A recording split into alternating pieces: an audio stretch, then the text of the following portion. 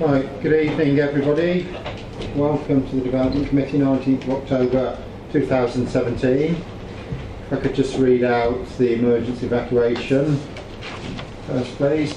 Should we be required to evacuate the building, would you please leave the building via the nearest available exit to the chamber. Our assembly point will be in the public car park at the side of the civic suite. Please do not delay your evacuation to collect any belongings. Please do not return to the building until given permission to do so by council staff. Please also note that this meeting is audio recorded. Thank you. I just feel like I want to stand for the next little bit. As you all know, we've sadly lost Councillor Black quite suddenly. He was a significant feature of the Development Committee, the Planning Committee, over a serious number of years. He was more like an installation to the committee than anything else. He certainly contributed to many of the things that we're talking about tonight through his membership of the various planning policy committees that we had. And he's been a really active part of the council for many, many years. I particularly, having had the privilege of sitting at this position for many years, always picture him sitting over there, and particularly when he used to do that, when he wanted a little question that he would always have that question. But I knew as chairman that when Chris Black wanted to say something, it wasn't just because he'd been badgered by members of the public, it wasn't just because he didn't like something. Whenever he spoke, he was always relating to a policy or something in the core strategy. It was very wise words that he would always speak. And I think that to the council, and particularly to the planning, the way in which planning works at Rochford, he will be a significant loss. But more than that, I think I'm just missing from the committee. If members would like to join me, I think it's appropriate if we take another minute in memory of Councillor Black.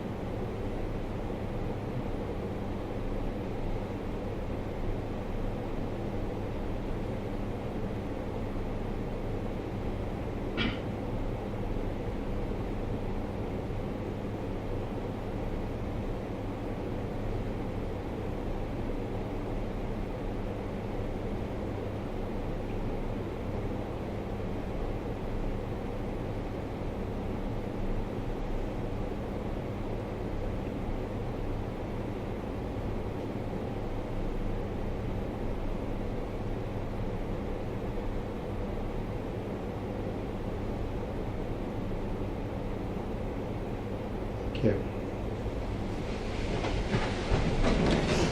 Councillor Newport.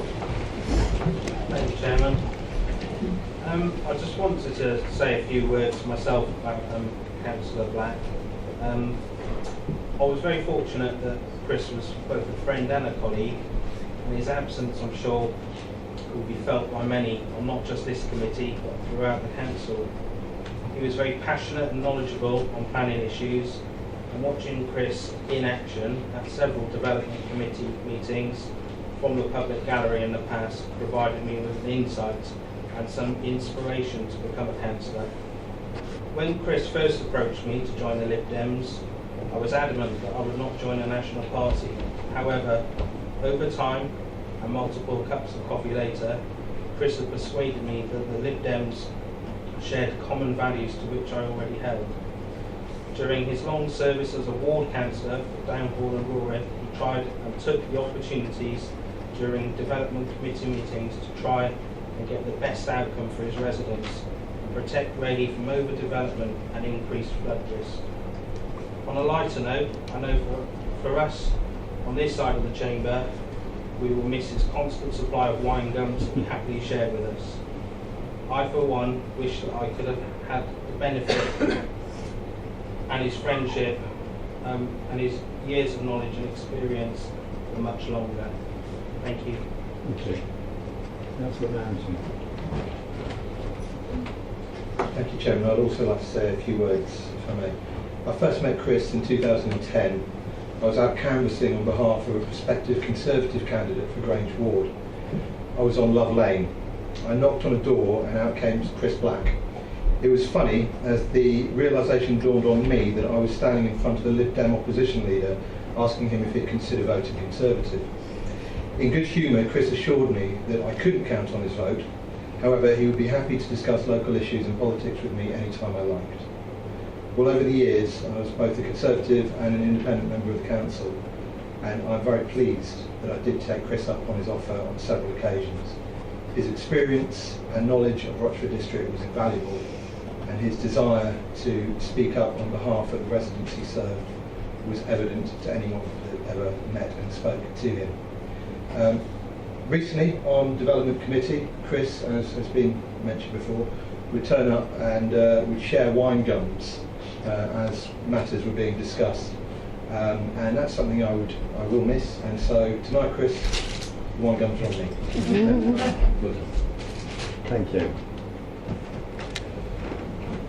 Right, we'll move on to the actual business now.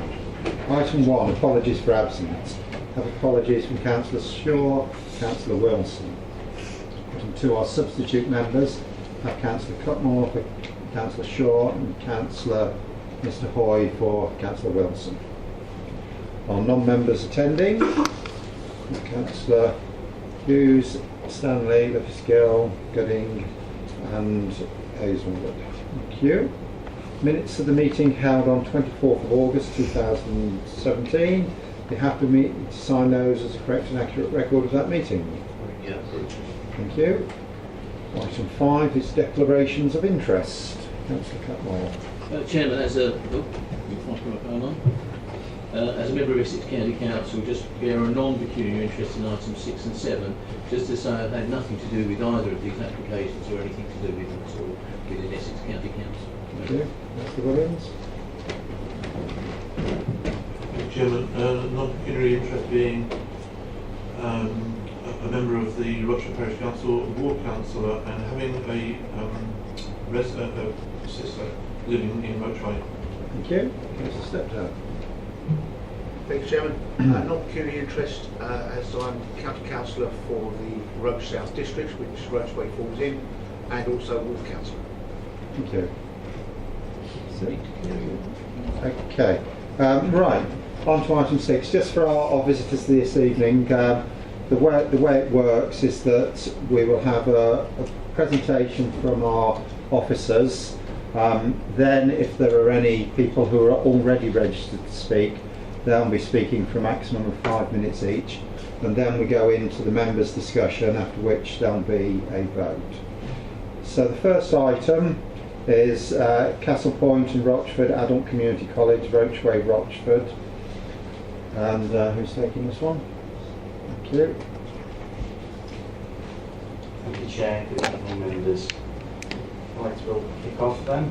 So, in terms of the report, as there before you members, you've considered the report. There are some updates in relation to this application as well, covered under item 6. So, points 1.4 of the report explains why the application has been submitted. Fundamentally, you remember on the 20th of July, members considered application under 000102, which was the residential application for Rochway. There was a perceived shortfall in parking provision in connection with the ongoing use of the sports pitch. So this application specifically has been submitted to address that shortfall in connection with that application. And as the report clearly identifies, that this application is aligned with the 102 application as outlined in 1.3 of the report. So we'll just go on and show you some slides in terms of what's proposed in this instance. I think one of the key issues that is important in this case is the delivery and timing of this car park provision. We had to bring this application before members prior to the consideration of the residential application because it's fundamental part of addressing that shortfall, but then nevertheless it's an application in its own right which Rochford Council planning officers advised Essex Housing to submit as a standalone application, which was a legitimate way to address concern on adjoining development.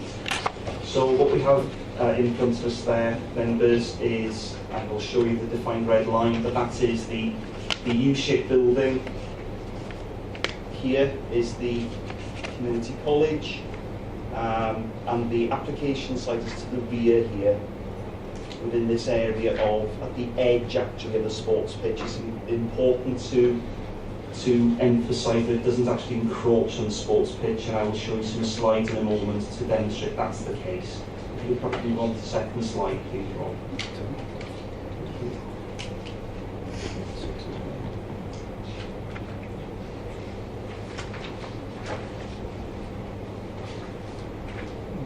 So we're just going to set out the physical extent then of the and the location of the development. So the site is south of the proposed residential development, and what we've got here is the rectangular area being 95 metres in length by approximately 20 metres in width. We'll show the layout. Move on to the next slide, please. So this is just actually a shot looking at from the south, from the bottom of the sports pitches.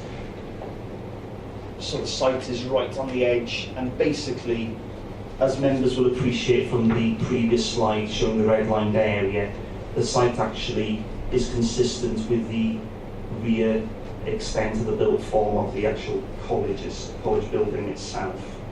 So if we go on, next slide.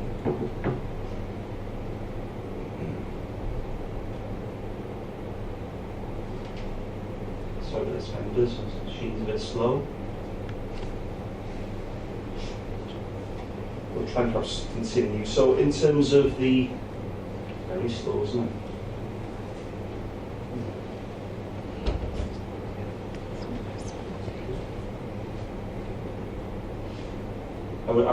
I'd talk it through, but I think it's appropriate that I speak about it as I'm showing the various elements. So we can go through the slide. So this is a shot of the sports pitches. So the car park area would be here and coming out 20 metres in this direction from the edge of the building. What I'd like to show, if possible, if the machine will allow us, is a site layout showing the relation of the car parking to the actual sports pitches.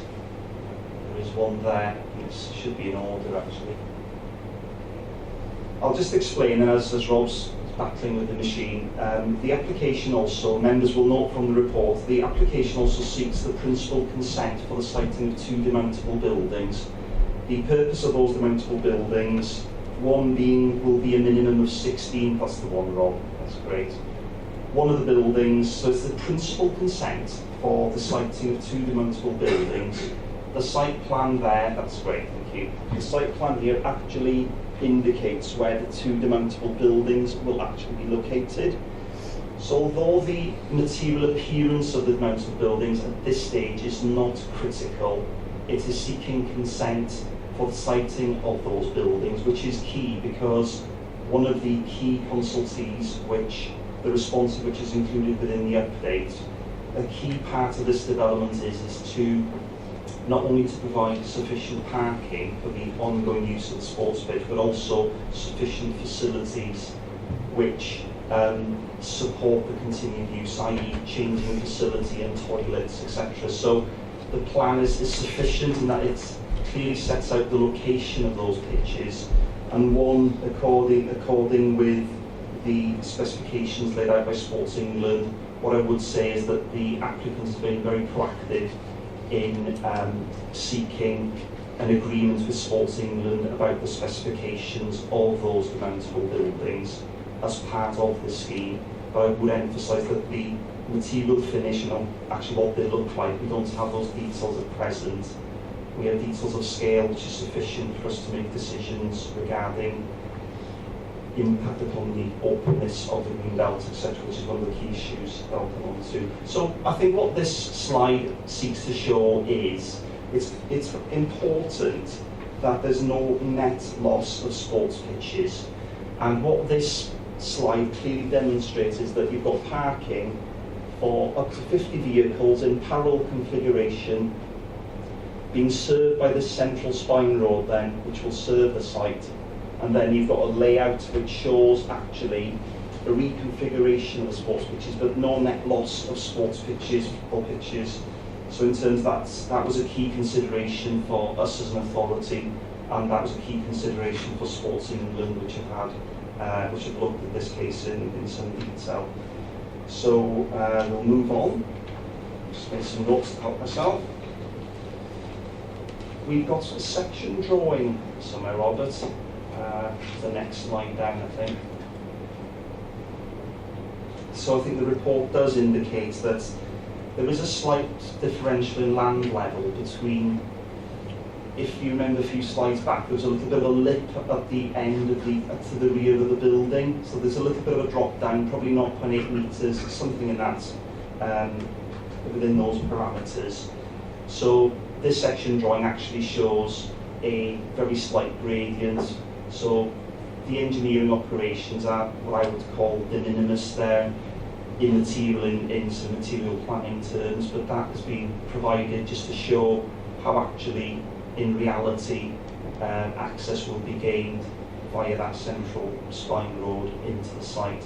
The important thing to emphasise here is, and I've indicated in the report members, bearing in mind that this site is open space, it is within the designated green belt. The actual construction material, I think it's important to emphasise, is grasscrete, so it's going to cover an area of 1,400 square metres. So grasscrete is that typical surfacing material that you'd go to maybe a National Trust property, whereby it's not harsh concrete or harsh tarmac. It's a durable material that is permeable, so if it rains, rain will soak through it. So in terms of in section 6 of the report, I think members, it mentions other material considerations where surface water drainage is one of those issues that is looked at. And because of the type of surfacing that is proposed in this instance, it serves a dual purpose, which is to reduce visual impact upon the character of the green belt, if you like, and also it serves that purpose of allowing soakage of rainwater into the ground. Hence, the net effect is there's no more water draining onto the sports pitch as of there is presently. So I just want to go through a few items before you consider, before I pass back to the chair. You'll note from the consultation section of the report that Sports England initially required further information, the key issue being the delivery of the parking and the timing of it. So just to explain this a bit further, if you remember in connection with the residential application, the parking that currently exists was in place during phase 1, but once phase 2 commenced, there was a displacement of the parking, which this application addresses. Obviously, in connection with the use of the parking, it's mentioned in the report that the spine road will have to be obviously up to a usable standard by the time phase 2 of the residential scheme commences, in order to ensure that there is unrestricted access to the parking at the time phase 2 actually commences. So just to make that clear. So in terms of consultation, members will note that Sports England initially required further information. Members will then note from the update that Sports England under point 3, item 6, Sports England now have no objection is made. The key thing that they require is the timing of the provision of the car park, and also the details and specification of the actual demountable buildings, the changing room itself. You know that Essex Highways have no objection. Initially, Rochford Parish Council, at the time I compiled the report, had not responded. That's included within the update. The key concern that Rochford Parish Council have, excuse me, members.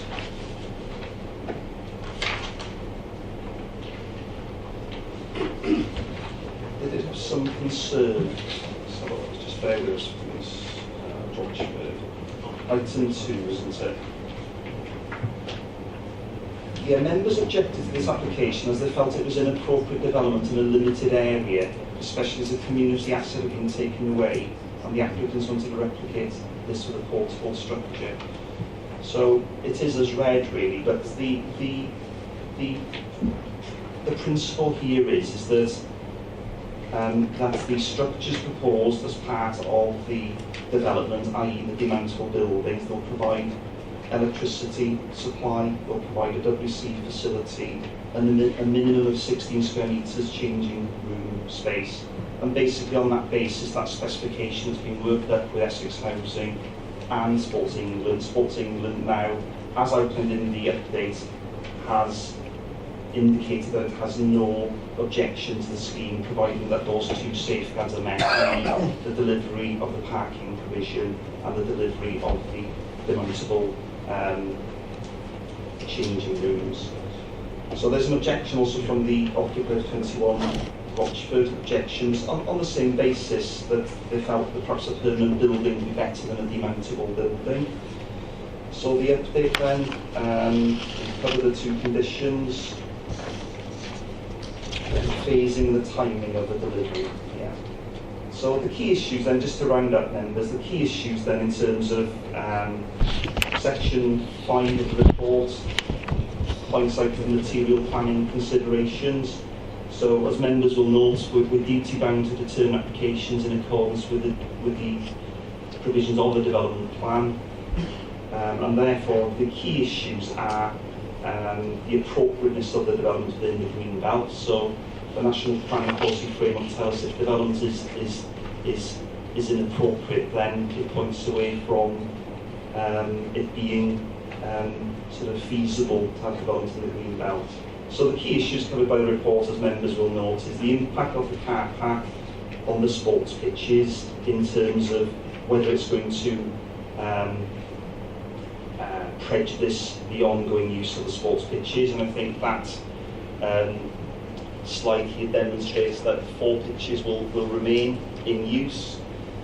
So in that sense, there is I would judge that there's an improvement really, because the longevity of that use of the sports pitches is secured by parking that is aligned right next to the sports pitch, and it's very purposeful, and that those are the comments that we've received from Sports England as well. So in terms of the ongoing use, it's probably a net gain.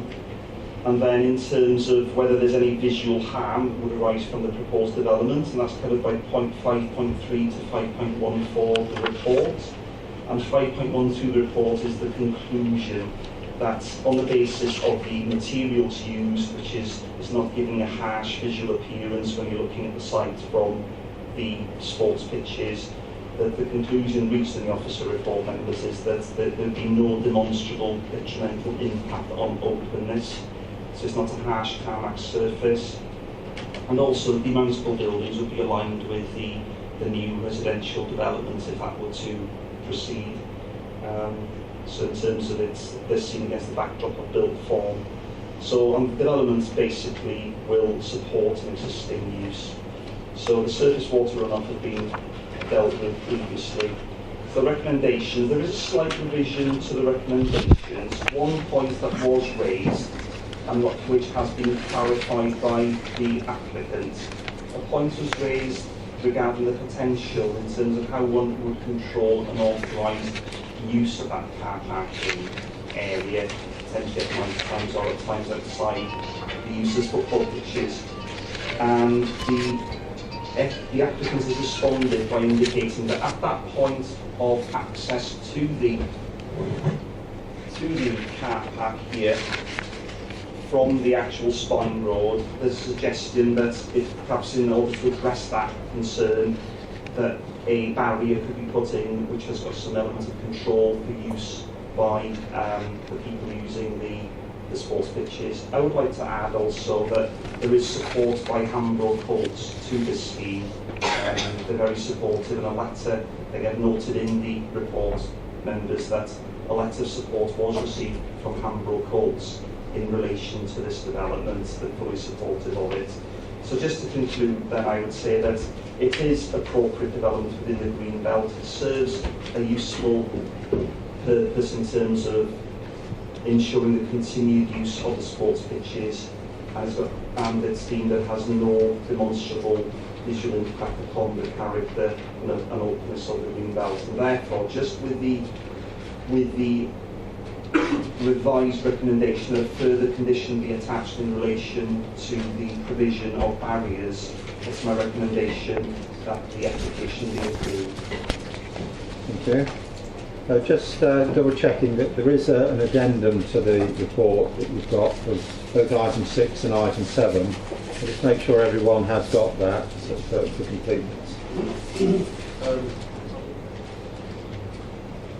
not have it with me, Chair, but I know Councillor Misaway doesn't necessarily have to receive paper copies already. You've had the copies in the He has contents. not had paper copies, which he will take.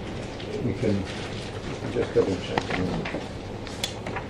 We've got a speaker, Mr. Butler, as the agent for this one, please. If you'd like to come up to the microphone.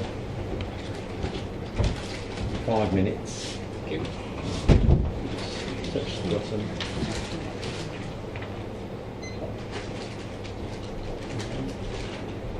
Good evening. No, I think that was working. You can normally have 2 at the same time. Good evening. Try the other one. Come along one.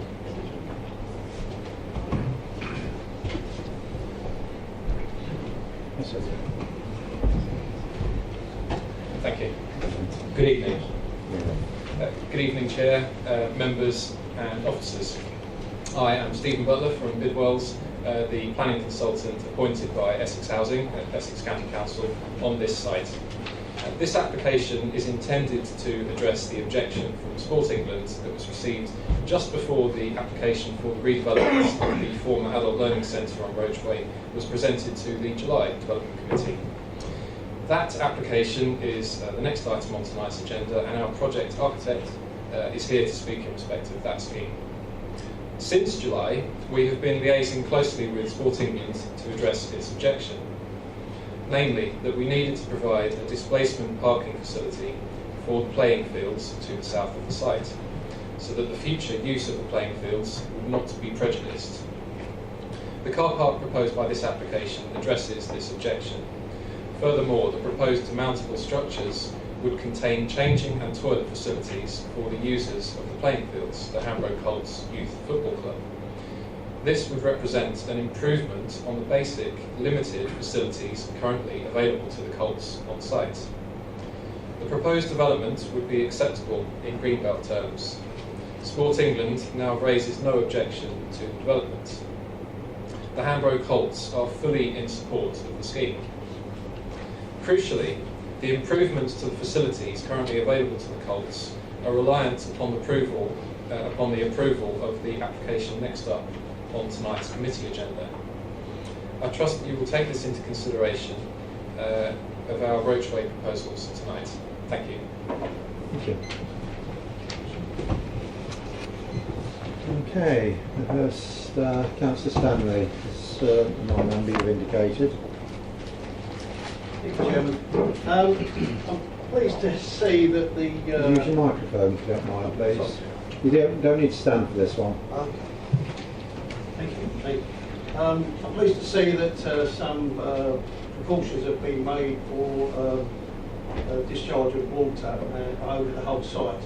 However, is the car parking facilities going to be available before the construction starts, is one question, as the playing fields will be used before all the time, especially during winter, where they can play football. And also, what buffer zone has there been put between the playing fields and the car parking, so that the new residents should, when they begin to occupy the premises, have some sort of soundproofing or something like that to the noises and the fumes from the car park may disrupt their lives in as much as when you've got how many, I can't remember how many car parking spaces there are, but 50 or so. 50 or so car parking spaces. There's bound to be a lot more, as to we already know that when they do start playing football, there is an awful lot of spectatorship going on, and that I don't think that will be sufficient. And I think that the area that they drive into to get to the car park will be chock-a-block with cars coming and going over those period of times when they're playing football. Thank you, Chairman. Thank you. Any other non-members wish to contribute? Okay, Councillor Steptoe.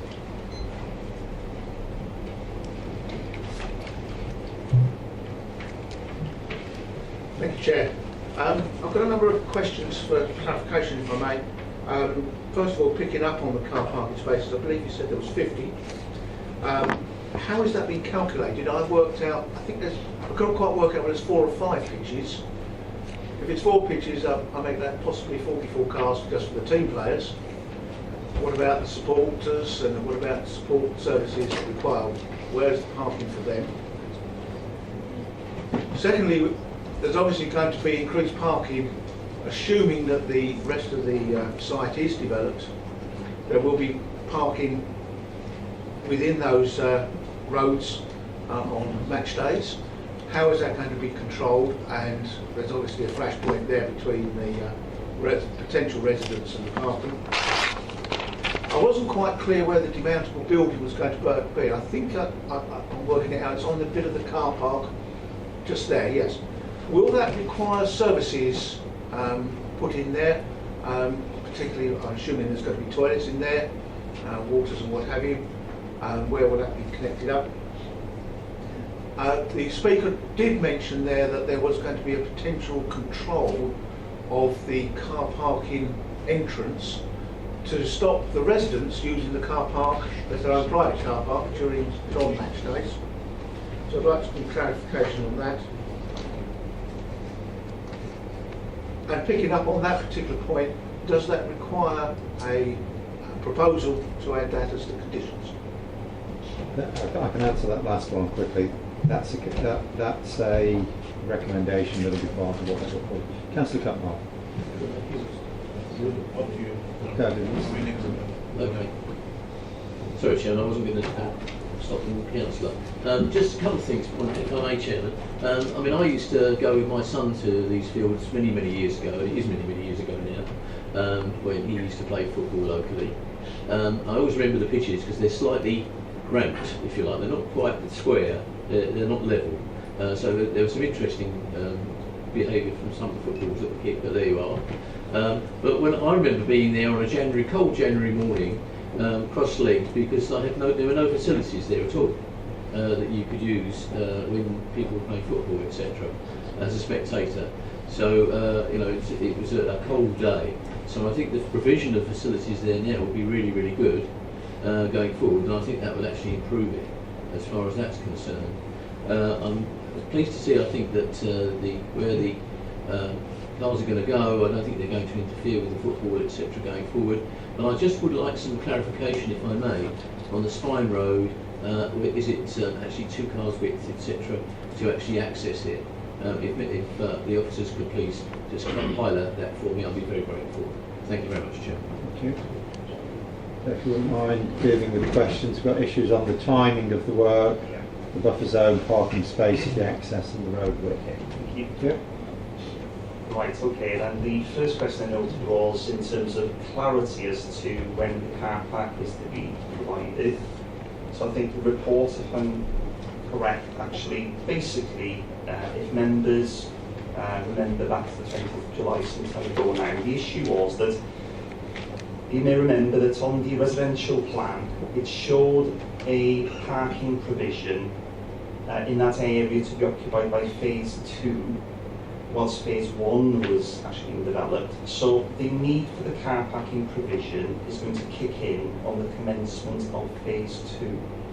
So the car parking provision has got to be complete with all facilities, the mountable building, all services Really, that's the condition that Sports England are proposing. So the car park must be completed in full and available for operational use prior to the commencement of phase 2 of the proposed residential application. The second question was raised regarding the pollution, etc., in terms of noise, disturbance. If I'm correct, and we'll see this from the next presentation, there was a hedge boundary shown on the southern part of the residential application site, and we'll see from the site plan that what's included along the southern boundary is parking mainly with an open courtyard area. So the actual living accommodation, which will be soundproofed anyway, is some way away from that southern boundary of the site, which is the northern edge of the car park, basically. So it's set some way back. So we've got it here, haven't we, in terms of parking.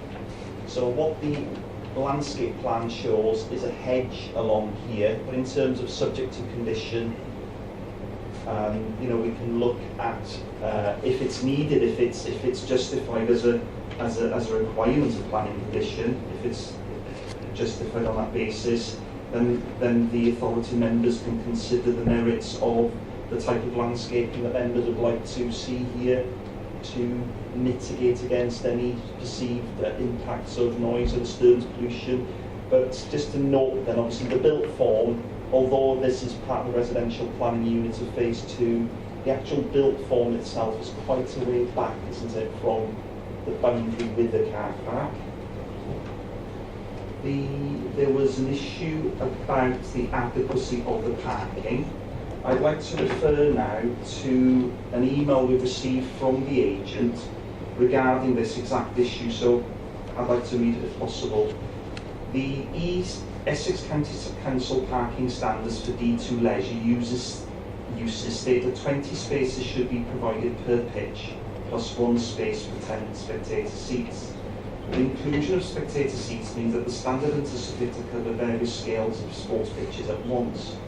The proposals entail a Football Association compliant layout with 4 football pitches of different sizes, which are suitable for a range of age groups. The Essex County Council parking standards are maximum standards, so up to 80 spaces could potentially be provided adjacent to the pitches. However, the existing playing pitches experience a much less intense use than the sports pitches located on Cherry Orchard Lane, for example, and hence do not require the maximum provision of car parking spaces as set out in the standards. The proposed 50 spaces are enough to cater for future parking demand because they would simply replace and relocate an existing arrangement. The existing hardstanding fronting onto Watchway is similar in size, and hence the proposals do not represent a reduction in parking spaces. The proposals have the full support of Handball Courts, the users of the sports pitches. So just to clarify that's the feedback we've had from the agent.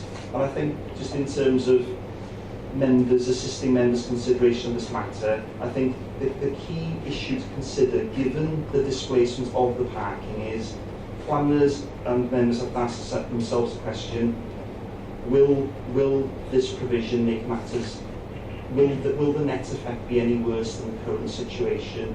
And if that is whatever members conclude, that then the status quo is maintained effectively, but I'll leave members to deliberate over that. There was another point, I think, in terms of the clarification on the adequacy of the parking. Sports England have been involved in working up this scheme, and in terms of they've indicated that there's no objection. If there was any shortfall of parking commensurate with those 4 sports pitches, then Sports England would have raised it as an issue. Sports England does not object to the application. There was a question regarding services, so it's indicated that toilet facilities and electric will be provided. I'm not sure, Chair, in terms of what further clarification was required by the member on that point. There was a point regarding the potential control of car parking, and I think there was a mention of perhaps residents using this car parking area as overspill accommodation. The car parking provision within phase 1 and phase 2 of the development provides, there's 2 car parking spaces per dwelling for the 14 dwellings which is subject of the phase 1 development, and 31 parking spaces for the phase 2 development. It's my opinion, members, that there'd be more, I think the more the concern is in terms of people perhaps turning up there in the evening, perhaps just wanting to sort of, sort of park up and have a chat. I don't think that the issue's ever going to be so much residents parking there, but I hear what members are saying. And then in terms of the spine road, I think the last question was the spine road. The spine road is a standard road that'll be up to an adoptable standard, so it's got adequate width for 2 cars to pass one another. I think that's what I've jotted down with it. I hope that I've dealt with those questions. Thank you. Councillor Hookway, you just stuck your hand up. Thank you, Chairman. Questions that I have got are relating to the facilities and demountable buildings. A more permanent structure, is that a consideration that was taken into account, or was that dismissed due to greenbelt considerations? Is the facility, I see that on the drawing it looks like there's 2 separate buildings. Are they for separate male and female usage? I don't know that that's a planning consideration, to be honest.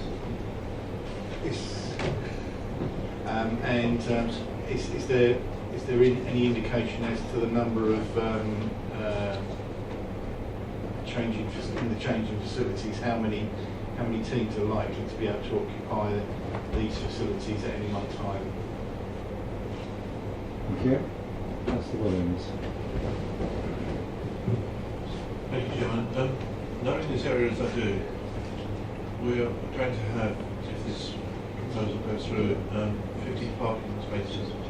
At the moment, there is, I would say, in the region of about 100 spaces available on match days. Roachway and Mornington Avenue are gridlocked. With the other proposals that are going forward, I think it's just going to be just about manageable on match days. And I do have serious concerns regarding this. Thank you. Councillor Mrs. Hall.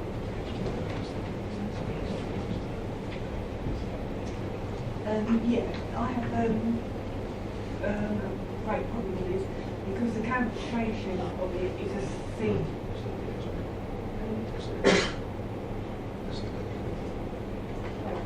All right, then I'll leave my question in. Sorry. Councillor Mr. Hoyle. Thank you. Sorry. I think the issues on this are really around the amount of buildings and the parking brought forward from the previous meeting. I've got concerns over the parking, but I understand that about maximums and it probably meets those. The big concern I've got is the non-marking of the standard spaces. I think you're all aware that if you don't have space is marked, cars will take up more room than they're designed to. I note that we are able to mark the disabled spaces, but we don't seem able to mark the standard spaces. I think if we've got spaces unmarked for 50 cars, we'll probably get 40 cars parked. I don't think it will be sufficient, so I think they should be marked, even though there seems to be an exception in this case. And I understand it might be difficult with Grass Street, but I'm sure there is a way to do it. The second issue around the demountable buildings, on condition 4, we state that certainty be gained regarding the height and material finish of any demountable structures. I'm not sure what certainty we're after. I'm quite happy that we can find certainty that you may not agree with it, but it doesn't say that what will happen. There's no clarification of what we're after in that condition. I want to know if that is a problem. Can we be more specific on that one? Thank you. Do any other members want to wish to speak? Councillor Steptoe. Yes, thank you, Chair. It's really a clarification with these demountable buildings.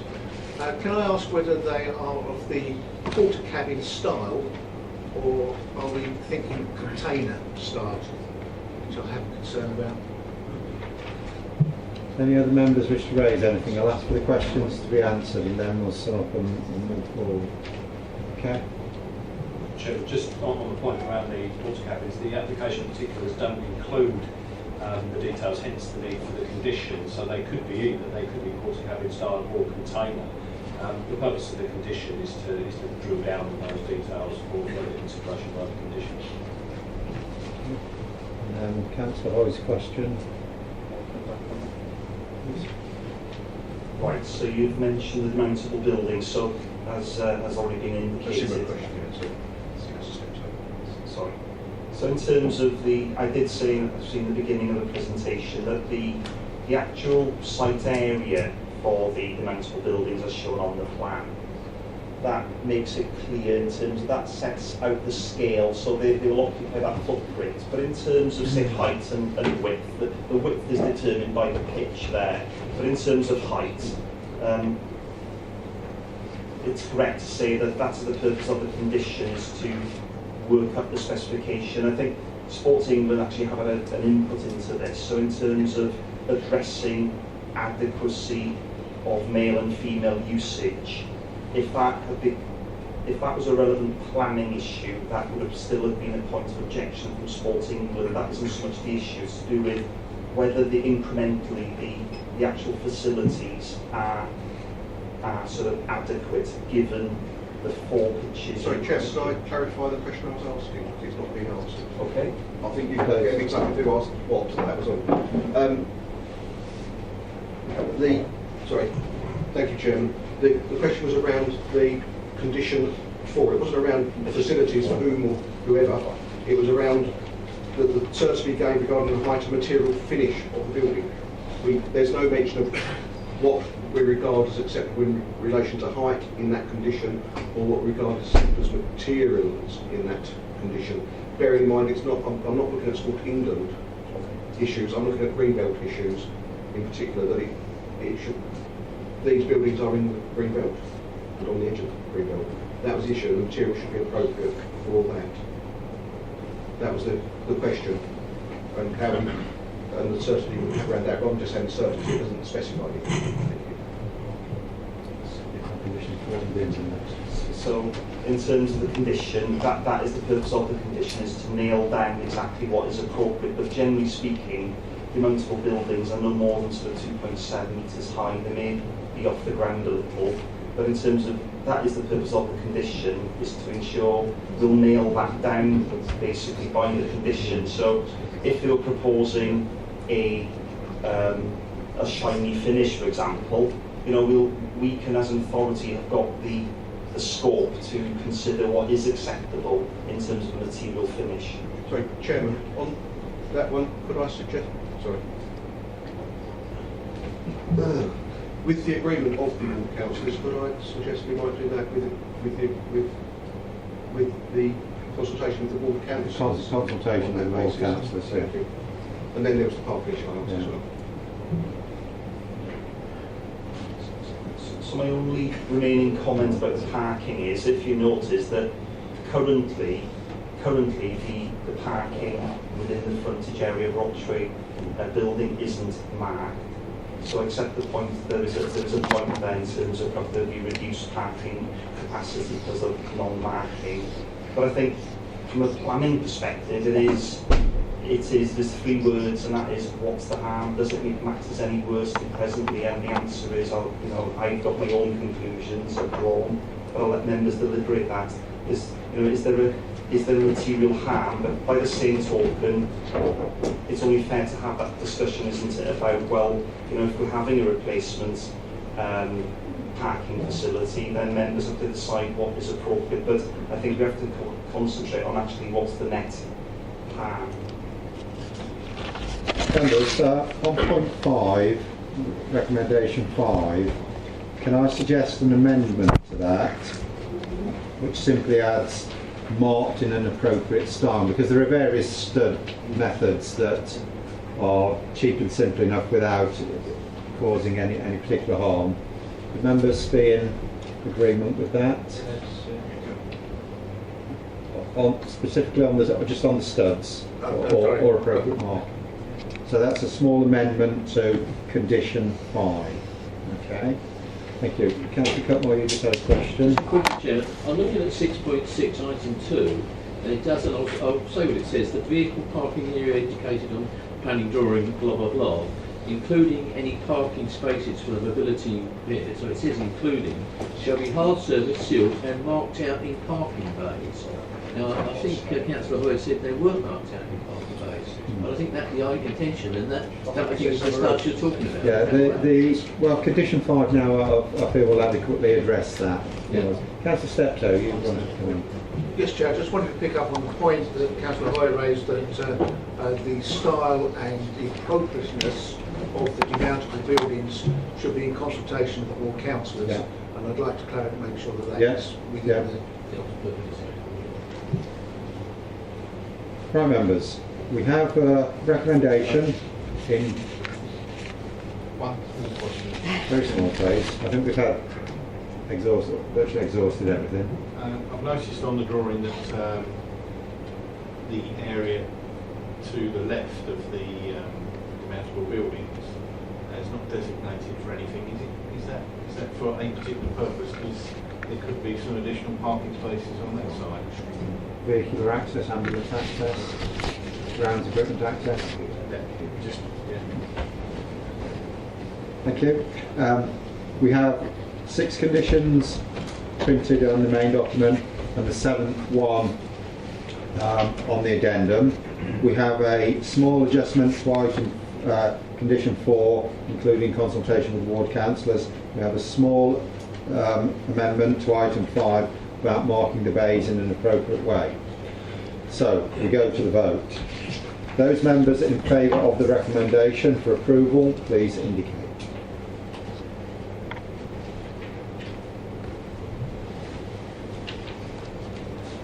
Everyone.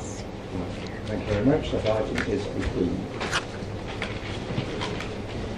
Right, item 7, and again some information on the addendum with that one. It's the same site, the former Adult Community Learning College, Roachway, Rochford. Mr. Evans again.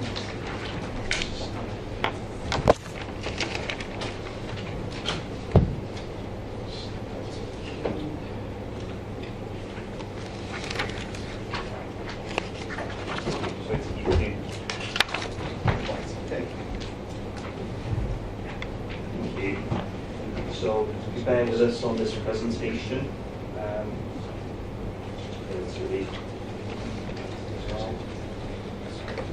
Right, okay, I'm just going to set out members. You've obviously seen, noted from the report, the introduction and the report. This is an update report, isn't it? Obviously, to the deferred application that was considered on the 20th of July. So I've prepared the presentation in a certain manner that we're going to sort of jog the memory on the scheme that we looked at on the 20th of July. And then we'll go on to look at what's happened since then, which is covered in the report. I'm showing the slides, etc.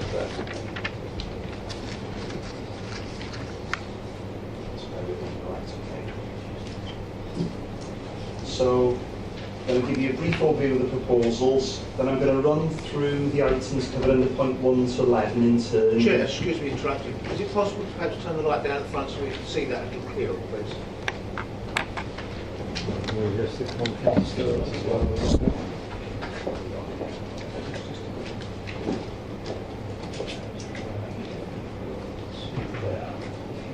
Not a few more lights up.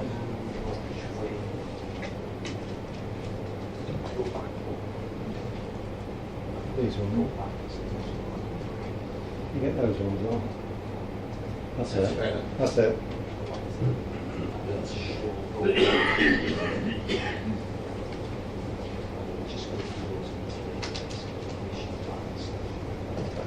Right, okay, sorry members, Chair. So just to run through then, try to make this as sort of painless as possible. So I'm going to give you a brief overview of what we've considered previously, just to jog your memories. And then I'm going to give you a brief overview of the points of 1, I think they're 1 to 11, but they've been numbered differently in the update report. with reference to the main issues and in terms of dealing with your queries, what's emanated from that. And I shall also draw members' attention to the further information submitted by the applicants to address the specific matters which are all at meeting. This application was deferred. It will include the clarification on the policy position on affordable housing. I feel that needs some clarification because the policy position has sort of become clearer regarding that. And then I'm going to take you then through to the slides, looking at what's been submitted since to address those issues. So perhaps if we start off, obviously that's the application site, and we'll whiz through these. So I'm just showing you a few slides of the application shown to you on the 20th of July. So if you run through those, Rob. So obviously that's Rochway. I think most members will be at that meeting. So if we run through each slide, perhaps we'll go on to the. So just to brief you really, but we know what site we're talking about really, don't we? So just to remind members, obviously the scheme was configured in 2 phases, phase 1 and phase 2 of development. 14 dwellings which from the outset were stated not to be, that's a good one to stop that, I think, Rob, that's okay. So from the outset, 14 dwellings then, there was no going to be provision of affordable housing in that sense. The second phase is a C2 development that actually, as members will note from the reports on the update, there's clarity provided on that now. Due to the nature of the residential occupation of the independent living accommodation, it doesn't fulfil the requirement for affordable housing. And clarity has been provided by the housing officer in Rochford Council relating to nomination rights. And in terms of, although there's reference, isn't there, members in the first report to the delivery of affordable housing, which we subject to Section 106 agreement, that's clarified in the updated report and the addendum that isn't actually a requirement, and therefore I think there's a proposal to omit that heads of condition of that Section 106 that relates to affordable housing. So what we'll do is we'll run through, that's the application. So perhaps just show you the dwelling styles to remind you what it looked like. Just some of the elevation drop, if that's okay. So that was the street scene, wasn't it? I think the important thing to emphasise here, members, if we dwell on that slide for a moment, I think that's quite a key slide actually, that will compare that drawing to the drawings being submitted now. I'm sure members remember me saying in the meeting on the 20th of July that the site levels between Rochway and this site actually dropped quite significantly. If you're standing within the car park area in front of the building, there's quite a differential at the western aspect of the site. The land rises probably a couple of metres between the car park level and the road level at Rochway.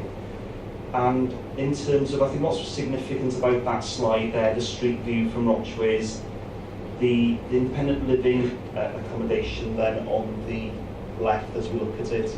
Although they would appear perhaps to be a large mass, they're no higher than these 3-storey townhouse linked dwellings here.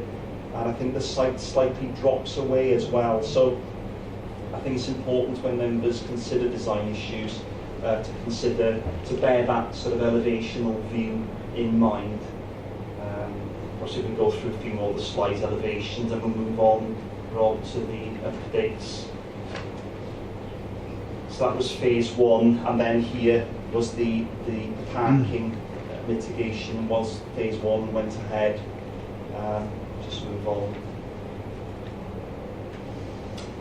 So really those were the views that were shown, the mix of dwelling types as covered by the report. So brick with frontage parking along Rochway. The dwellings were set back slightly further than the actual independent living accommodation. So typical townhouse styles. So if we move on in terms of, what we'll do is we'll go back to the slide, we'll go back to the, we go click back here.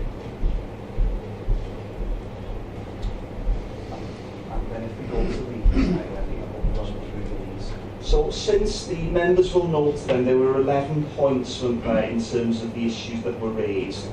So the report speaks for itself really in terms of, we'll perhaps just go through those points. So the sustainable parking solution has been addressed by the previous application.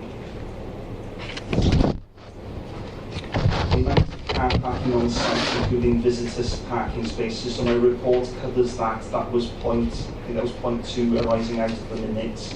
So just to clarify that there's 2 car parking spaces for each dwelling in phase 1 throughout the scheme, and 31 car parking spaces within phase 2 development. So that's really the 3.1 and 3.2 and 3.3 addresses the concerns or the questions that were raised under point 2 of the last meeting. There was a point regarding connectivity and operation of access road in respect of Disability Essex. The applicant has confirmed that there's a legal obligation to maintain that access road, and I think the issue was, I think in relation to this, was what this denoted here, wasn't it? That regardless of how the development turns out, that in terms of the planning conditions at least, the planning condition can provide some certainty in terms of how unimpeded access is maintained to the Disability Essex site, but also there's also a separate legal obligation on Essex Council to safeguard that access. So in terms of points 4.1 and 4.2, it's not considered that is an issue of concern. There was a question, I think, under point 4 of the minutes that came out, which is point 5 in the report, the use of the outdoor living space. So the agent has actually addressed that under 5.1 and 5.2.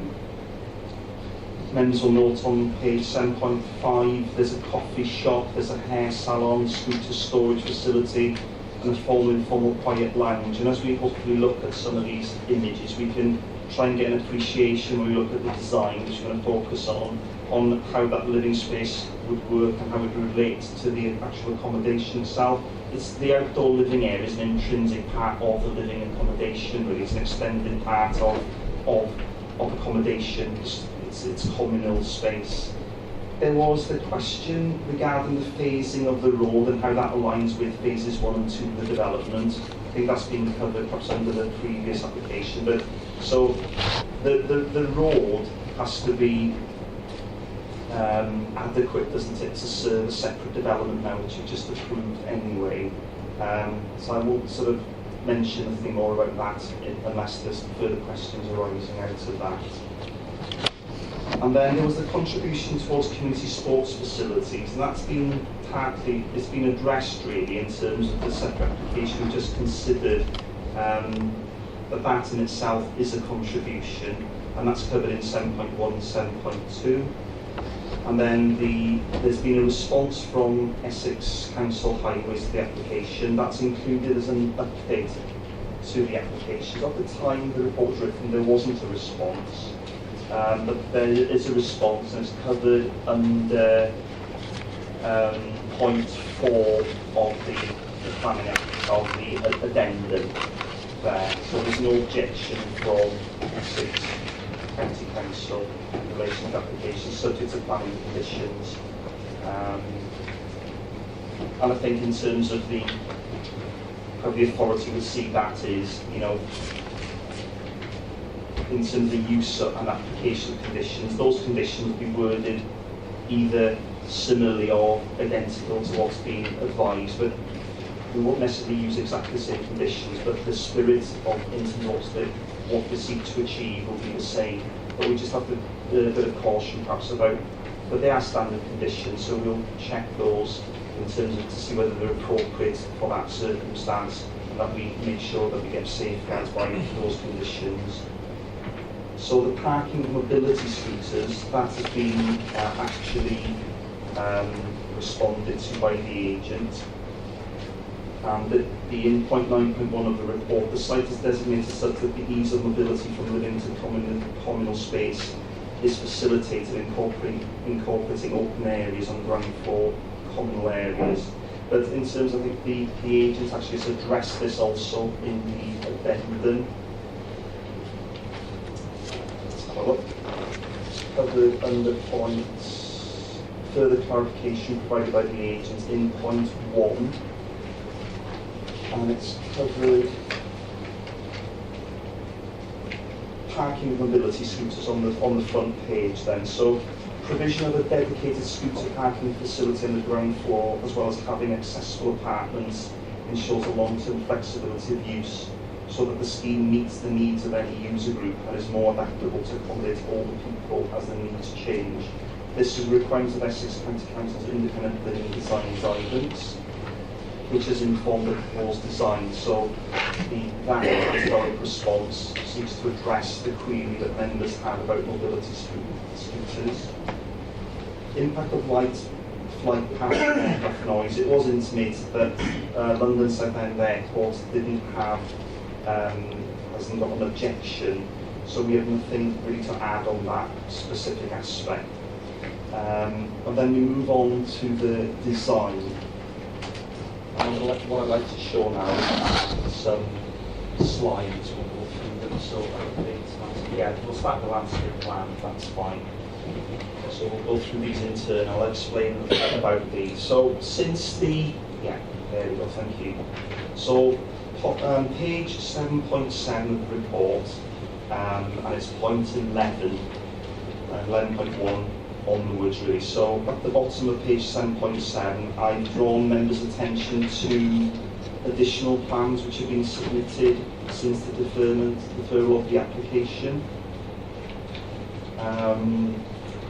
So there are some changes. So one of the reason I want to show you this plan is that members will appreciate that landscaping is an essential part of any development scheme. It's an intrinsic part of design.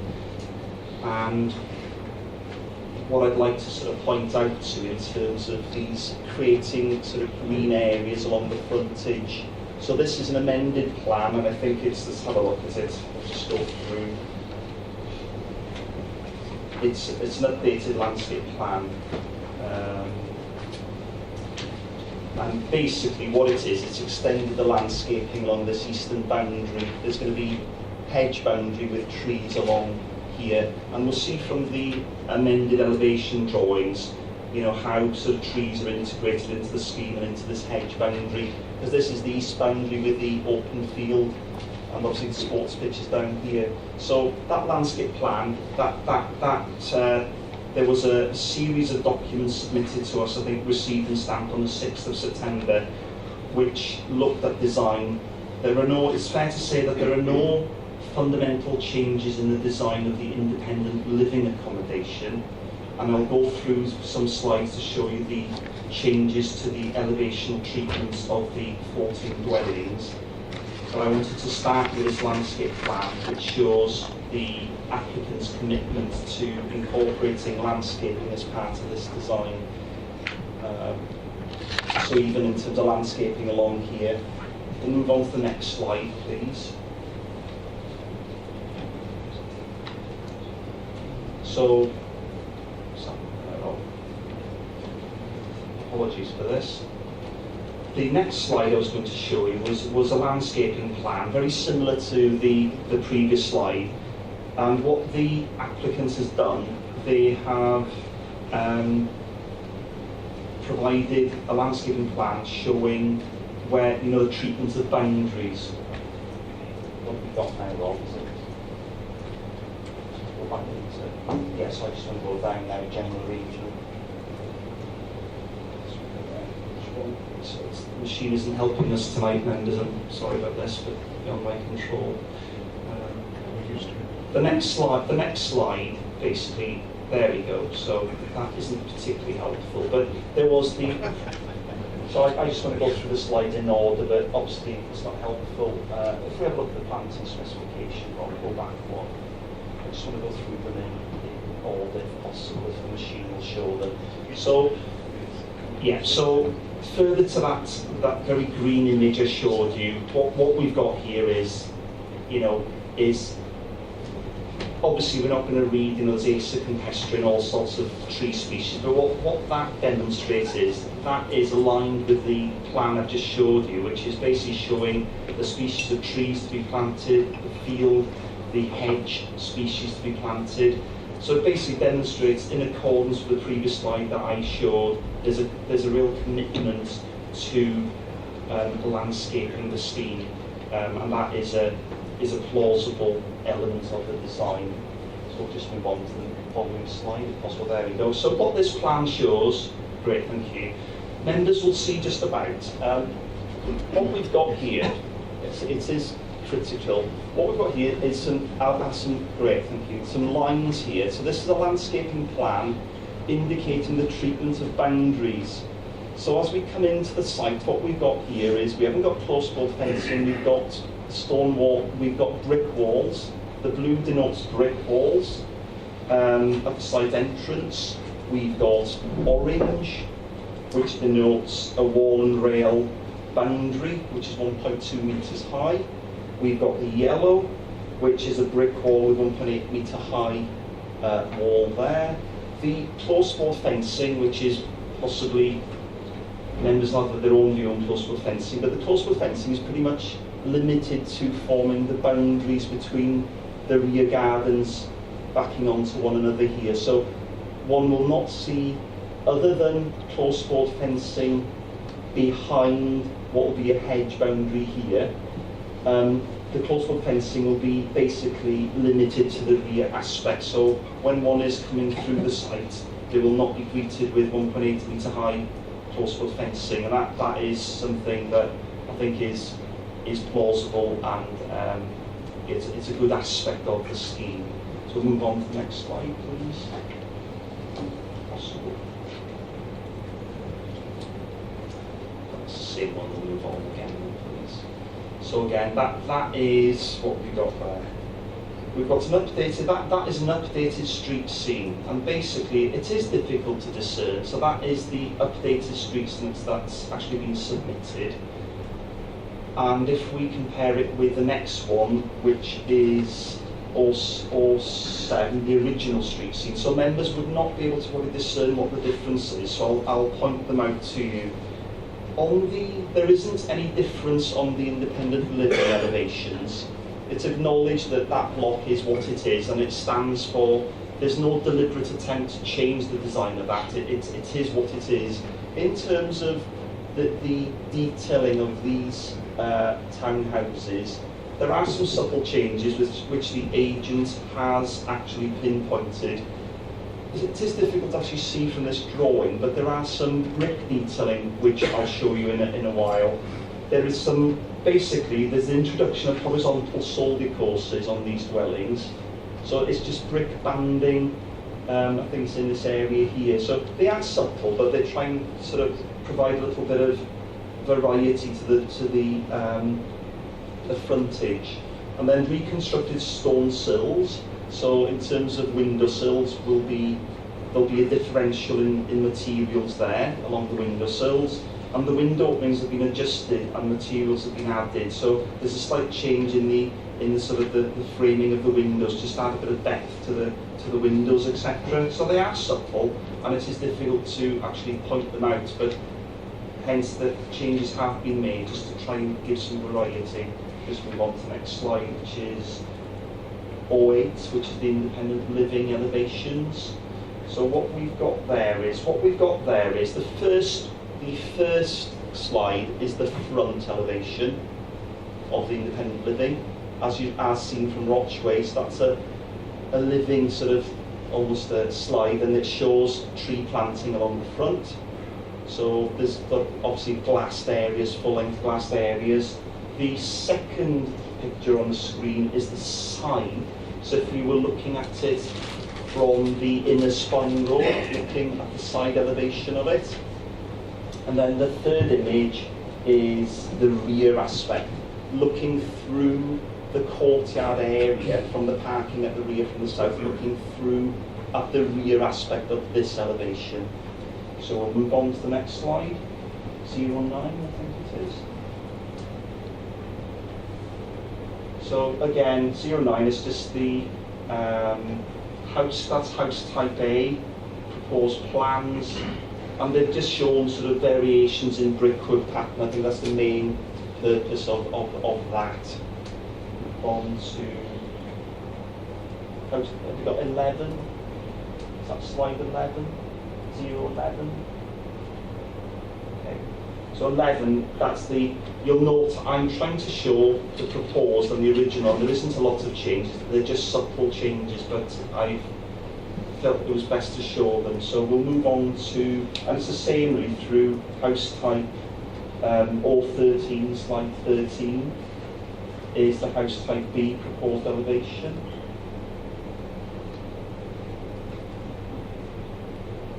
So they are subtle. So we've got there, we've got a mix of render and brick really. That's what it shows. There's some solar panels within the roof space as well. And it's the same pattern really, all the way through to, I'd like to have a look at the, up to type D, slide 18 and 19. Okay. And I'd like to, if possible, run the, what we call the CGI. I'm not sure it's going to work, but I think what I'd like to sort of try and do is to do that roll and see if it works.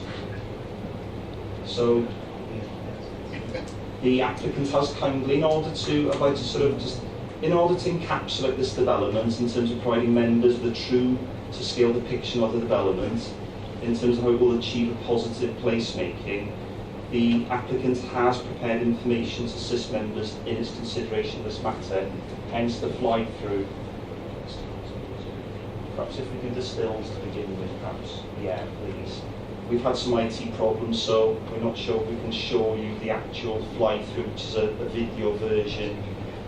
But you know, we appreciate members. It's often a challenge to assess developments on the basis of two-dimensional drawings, and assessing its appropriateness, what a place will be like, what a place will feel like, and what kind of living environment it will provide. You know, it's very difficult for that to be. If we can go back, I'll just take it one by one. If that's all right.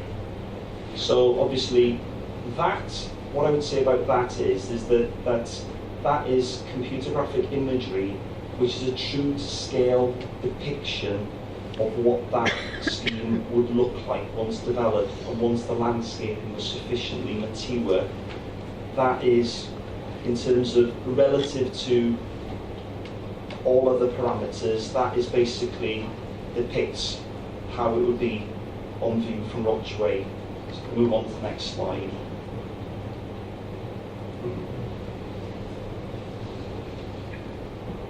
Okay, so that's the spine roads. You can see sort of the different palettes of materials, how the buildings, the built form is sort of articulated around the main access way, the curve in the road, the actual brick wall, the blue line on the landscaping scheme which I showed, which is this brick wall which provides a positive entrance to the site. So, and in terms of tree planting, so we'll move on to the next one, please.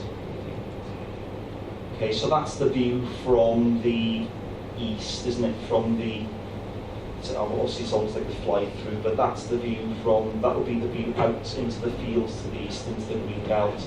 You can see that solar panels are proposed on the roof, which actually, from road level, has been clarified with the applicant that those roof panels will not be visible apart from a few millimetres if one was actually walking along Rochway, because then you have to remember that this is taken from a higher level. So in terms of, although trees are going to be removed along this boundary, there is a positive attempt to sort of replant, to sort of, the developments, the trees that are there currently do have to make way for this development, but obviously there's an effort to mitigate that in the form of hedge and tree planting. So if we just move on, please, Rob. There we go. And that's a shot from the southeast aspect. So there is a tree, there is a rooftop terrace there, and I think members were querying in the 20th of July meeting about safety. There are barriers there in terms that comply with with the regulations in that respect. Okay, so I think that is quite a telling image, isn't it, in terms of this interaction between the parking space, the planting. You've got areas here where pedestrians and where people can mill around, and in this area, that, you know, in terms of coffee shops, consulting rooms. So the idea is it's a kind of pleasant, safe, secure environment, but the idea is that it's also open, it's not fenced in any way, which is quite important. And that's a view looking up the Spine Road in a northerly direction, if you like, and this would be the road, I believe, that would be leading to Disability Essex down here. So what we've got there is that there is an attempt to sort of use different types of brick patterns to just break up the elevations and just add interest. Move on to the next one. Okay, and that's it. That's really looking at the entranceway to Rochway again. I'm not sure there's any other slides, Rob. There we go. So that's that one. So I don't know in terms of how we're going to use. Do you want to sort of just bypass the flyby? Yeah. Okay. Okay. So I'm just moving on to my recommendation then, Liz. So in terms of the design itself, these changes, they're subtle, but incrementally I do believe that they do make a difference in terms of breaking up the elevations of the dwellings in particular. The landscaping, I feel, is particularly relevant. And in terms of, I just refer here, point 5.18 of the original report outlines the policies which apply to the consideration of this application.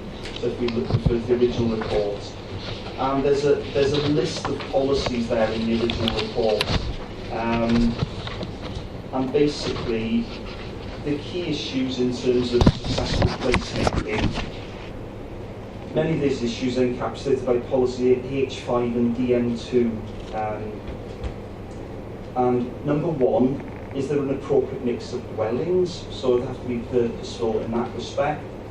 And I'd like to just refer, before sort of moving on to my recommendation, to the provisions of the National Planning Policy Framework, bearing in mind that we have to take decisions in accordance with national policy.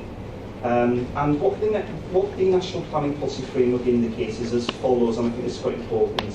Design should contribute positively to making places better for people. Planning decisions should ensure that developments function well, establish a strong sense of place, optimise the potential of the site, and respond to local character, while not preventing appropriate innovation, create safe and accessible environments, and are visually attractive as a result of good architecture and appropriate landscaping. And these points are covered by point 5.44 of the original report, and it's covered all the way through to point 5.51 of the original report. So it's my view that these improvements are notable. The scheme fulfills all criteria of the National Planning Policy Framework in terms of what I've just quoted to you. The scheme fulfills the provisions of the Local Development Framework, Rochford Council's policies. The landscaping, which is an intrinsic part of the design element, is worthy of note. There's variations in boundary treatments, brick walls and hedge planting.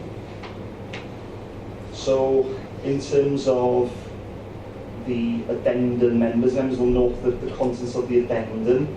Sports England now does not object due to the solutions found in the separate application.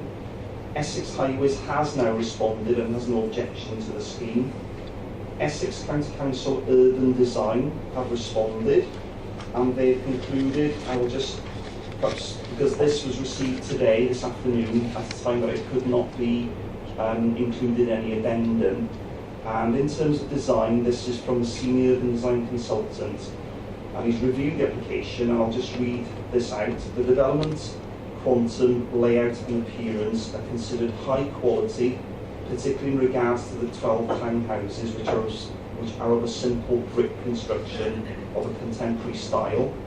The independent living units design is acceptable for the site, particularly in the light of there being no overriding architectural style in the surrounding area, which is a mix of period styles and housing typologies. The flat-roofed element of the apartment block, whilst not necessarily in keeping with the surrounding picture of buildings, provides the opportunity for elevations which are considered in keeping in terms of scale and massing. On careful review of the layouts, plans and elevations, the overall scheme is considered to be of a high quality and there is no urban design grounds for refusal of the proposals. So in terms of moving forward to the recommendation, there is one revision to the recommendation. Due to the clarity provided on the affordable housing element, the provisions as in the addendum 7.1 and A, 7.1A and B should be omitted really because there's no need for providing affordable housing, so that needs to be noted. And also the recommendation moving forward with that members approve, but with the omission of condition 16, which relates to affordable housing, which is linked to that clarity provided that the scheme does not actually require the provision of affordable housing. So it's my conclusion actually that the development is acceptable, and in many respects it's an exemplar design which incorporates innovation, and it should be amended to my recommendation that the application be approved. Thank you. We have 3 speakers on this one. First it's Councillor Softly from Rochford Parish Council.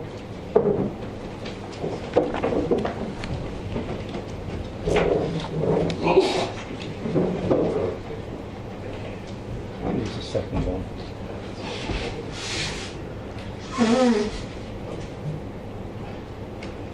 Thank you. Chair, members, officers and residents. In addition to the objections raised in item 7 on page 7.22, we would like to add the following context to consideration. The planning application mentions scooter storage for some of the 60 independent living units on the estate. The parish have undertaken a survey of the routes between this development, local shops and other community amenities. We have found the width of the pathways as well as the number and location of drop curves to be an issue that currently frustrates our elderly residents and those with mobility issues. Residents on this development will immediately find this a barrier to engaging with our community and businesses.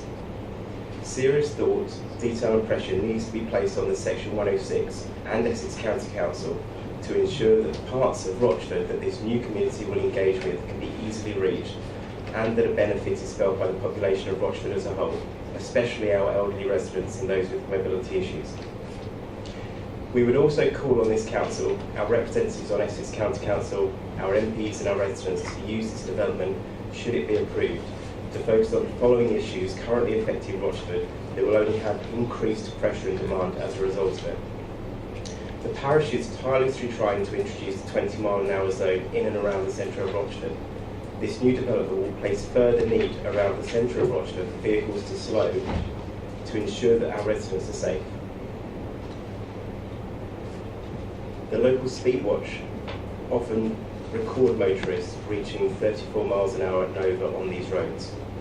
This new development needs to be considered alongside any current and future bids for this zone and adds further weight to the need to ensure that our pathways and drop curves are adequate. Rochford has seen the loss of its banks and a supermarket, leaving just a couple of convenience stores and one small Sainsbury's at some distance from this development. Very few elderly residents take up online banking or even cash machines, preferring to speak to a cashier. Whilst this service is currently offered by the post office, this will place increased pressure on this facility and the other banks and branches are too far afield for elderly residents. More needs to be done to encourage businesses that serve the community to set up and thrive in this town. Finally, public transport is becoming less frequent, with fewer routes providing connections from Rochford to Southend, Hockley and Raynham. Pressure needs to be put on the current operators or work done on encouraging other operators to provide a decent transport service that all of our residents and those of this development can use. Thank you. Thank you.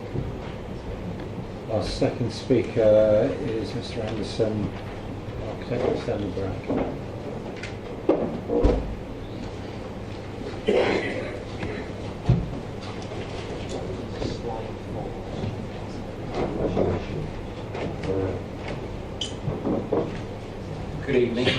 is Laurie Anderson. I'm an architect and associate at Stanley Ragg Architects. Thank you for allowing me to speak in support of this application of Essex Housing. The proposed scheme at Rochway would deliver 60 units of independent living accommodation alongside 14 family dwellings comprising 74 residential units in total. Independent living is a new concept which is designed to provide new housing, care and support to vulnerable older people. It is Essex Housing's intention to move as far away as possible from the traditional model of institutional care to care in the community where people can live independently and with dignity in their own homes with the care and support they require. With the independent living accommodation, there would be a 50-50 split of private and affordable accommodation. Within the proposed development as a whole, this equates to 41% affordable housing provision, which significantly exceeds the policy requirements. It should be considered that this provision is proposed on sites where vacant building credit would be applicable. The applicant could therefore justifiably reduce the affordable housing significantly, but is choosing not to because of the wider public benefits that the independent living proposals would bring to Rochford. This previously developed site within walking distance of Rochford town centre is a highly sustainable location for the proposed development. Working with officers, we have formulated a scheme that we believe is both attractive and acceptable against planning policy. Importantly, it would retain the vehicle access to Disability Essex, as it is legally obliged to do. Demolition of the existing unlisted building on the site enables the new development to optimise the use of the site. Furthermore, the Highways Authority has no objection to the proposals, including the amount of parking proposed for the independent living accommodation and private market units, both being compliant. The scheme would accord with Greenbelt policy because it is previously developed land. In terms of the housing design, the development would feature 6 linked detached houses within a mews setting facing onto Rochway. This design would provide a welcoming, attractive frontage and screens the wider development behind. The existing brick and rail wall along the Rochway frontage would be refurbished and a new substantial and attractive landscape strip will be provided to replace the old and diseased cherry trees, thus representing a significant improvement to the street scene. The new 3-storey independent living building would occupy the eastern side of the new Spine Road. The building form of the independent living block is divided into bays of no more than 3 apartments in length. Across each of these lengths, the brickwork, balconies and canopies will alternate to reduce the scale and appearance and mass in the elevation. Gardens and a densely landscaped boundary would face the fields to reduce the visual impact of the development as a whole. Photovoltaic panels would be installed to the rooftop of the independent living building to assist in providing a sustainable development. A stunning landscape roof terrace featuring trees, plants, seats and timber pergolas would provide residents with fantastic views of the surrounding countryside, while also helping to soften the appearance of the buildings from the fields. The independent living building would be open to non-residents who would be encouraged to use the potential facilities of coffee shop, restaurant, hairdressers, etc., so that the development becomes a community hub and positive contributor to the community of Rochford. Space for 31 cars is provided to the independent living, which is surrounded by public and private gardens to mitigate the visual impact of the parking area. Careful consideration has been given to the setting of the whole development by providing tree-lined boulevards, brick boundary walls and high-quality familiar materials throughout, including high-quality brickwork, cast stone sills, soldier course detailing and other materials vernacular to the area. This produces an attractive development for the local residents of Rochway. In this respect, the development would be comparable to the recently approved independent living scheme at Coppings Court in Tendring, for example. Award-winning schemes including the homeless shelter in Hargood Close in Colchester and the multi-award winning scheme at New Hall in Harlow. It is our belief that this development will provide fantastic benefit to Rochford, that it's an attractive contemporary scheme comparable to many notable examples, and most importantly, that it is compliant with policy. I therefore respectfully request that you support your officer's recommendation to approve this application for the benefit of the Dixon District. Thank you. Thank you. And our final speaker is Mr. Cranston.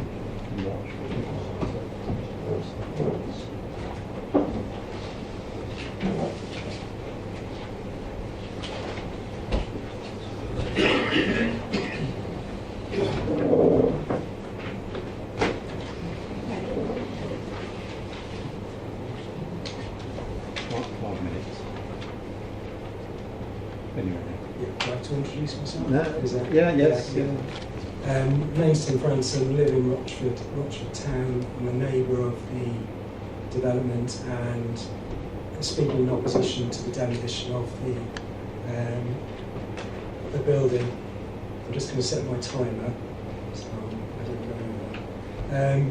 Chairman and councillors, I wish to highlight the negative impact of the proposed demolition of Rochford's former adult community college, which has also functioned in the past as a youth centre, amateur dramatic rehearsal and performance space in the 60s and 70s, and secondary modern school from 1937 to 59. Such a destructive action will strip Rochford's town centre of its historicity and its people of cherished memories of past learning and dramatic activities. Whilst not having any objections to the redevelopment's general purpose, I strongly oppose the annihilation of the former adult community college building. To demolish the entire building rather than conserve and integrate its fabric into the present and future would be an irreversible bad design decision, and rather thoughtless considering the potential independent living residents may well have been schooled in this now endangered building. We do not have to look far for examples of progressive conservation in Rochford town, such as the residential conversions of the former Royal Mail delivery office and police station currently in progress, not to mention the exemplar hospital boiler house. I strongly encourage an approach similar to these redevelopments, an approach that retains the respective sites' significant meanings, historic values, local distinctiveness and notions of civic pride. Having studied the officer's report, specifically the section focused on design, point 11, pages 7.7 and 7.8, it is indicated that the agents have no intention to change the design, a position that feels both arrogant and contemptuous of local residents' feelings. Additionally, the proposed subtle architectural amendments seem to allude to the very building to be demolished and are so vague they can only be read as tokenism, and if this proposal goes ahead will stand as a reminder of what has been lost. That is to say, authenticity and conservation replaced by pastiche and destruction. Further, I ask the committee to consider including the building on the local list because it clearly meets the architectural, historic and street scene criteria. Regarding architectural importance, the building features a unique decorative lintel featuring the 1937 construction date, an Essex County Council 3 Sikhs emblem, quadrangle walled garden structure, fine period brickwork and general golden stain of time. Regarding historic importance, the building is locally distinctive in Rochford town, historically important to local people and is representative of fine municipal building design of the 1930s. Also, an architectural photograph I made of this building was selected for the 56th Essex Open Exhibition, the largest and most prestigious open art event in the county, in part recognition of the building's importance in the history of education in England. Additionally, this building provides a cue for fond reminiscence and intergenerational storytelling, which I have experienced through face-to-face conversations and via the online Rochford District Community Archive. Regarding street scene, The building has contributed positively to the character of Roachway since 1937 for 80 years and spans 1/3 of the south-facing aspect. Arguably, the building is the streets and West Rochford's defining architectural asset. Considering the aforementioned, it might also be prudent to invite Historic England to carry out an impartial and full assessment of the educational building. With the committee's recommendation, I am willing and able to make this application immediately.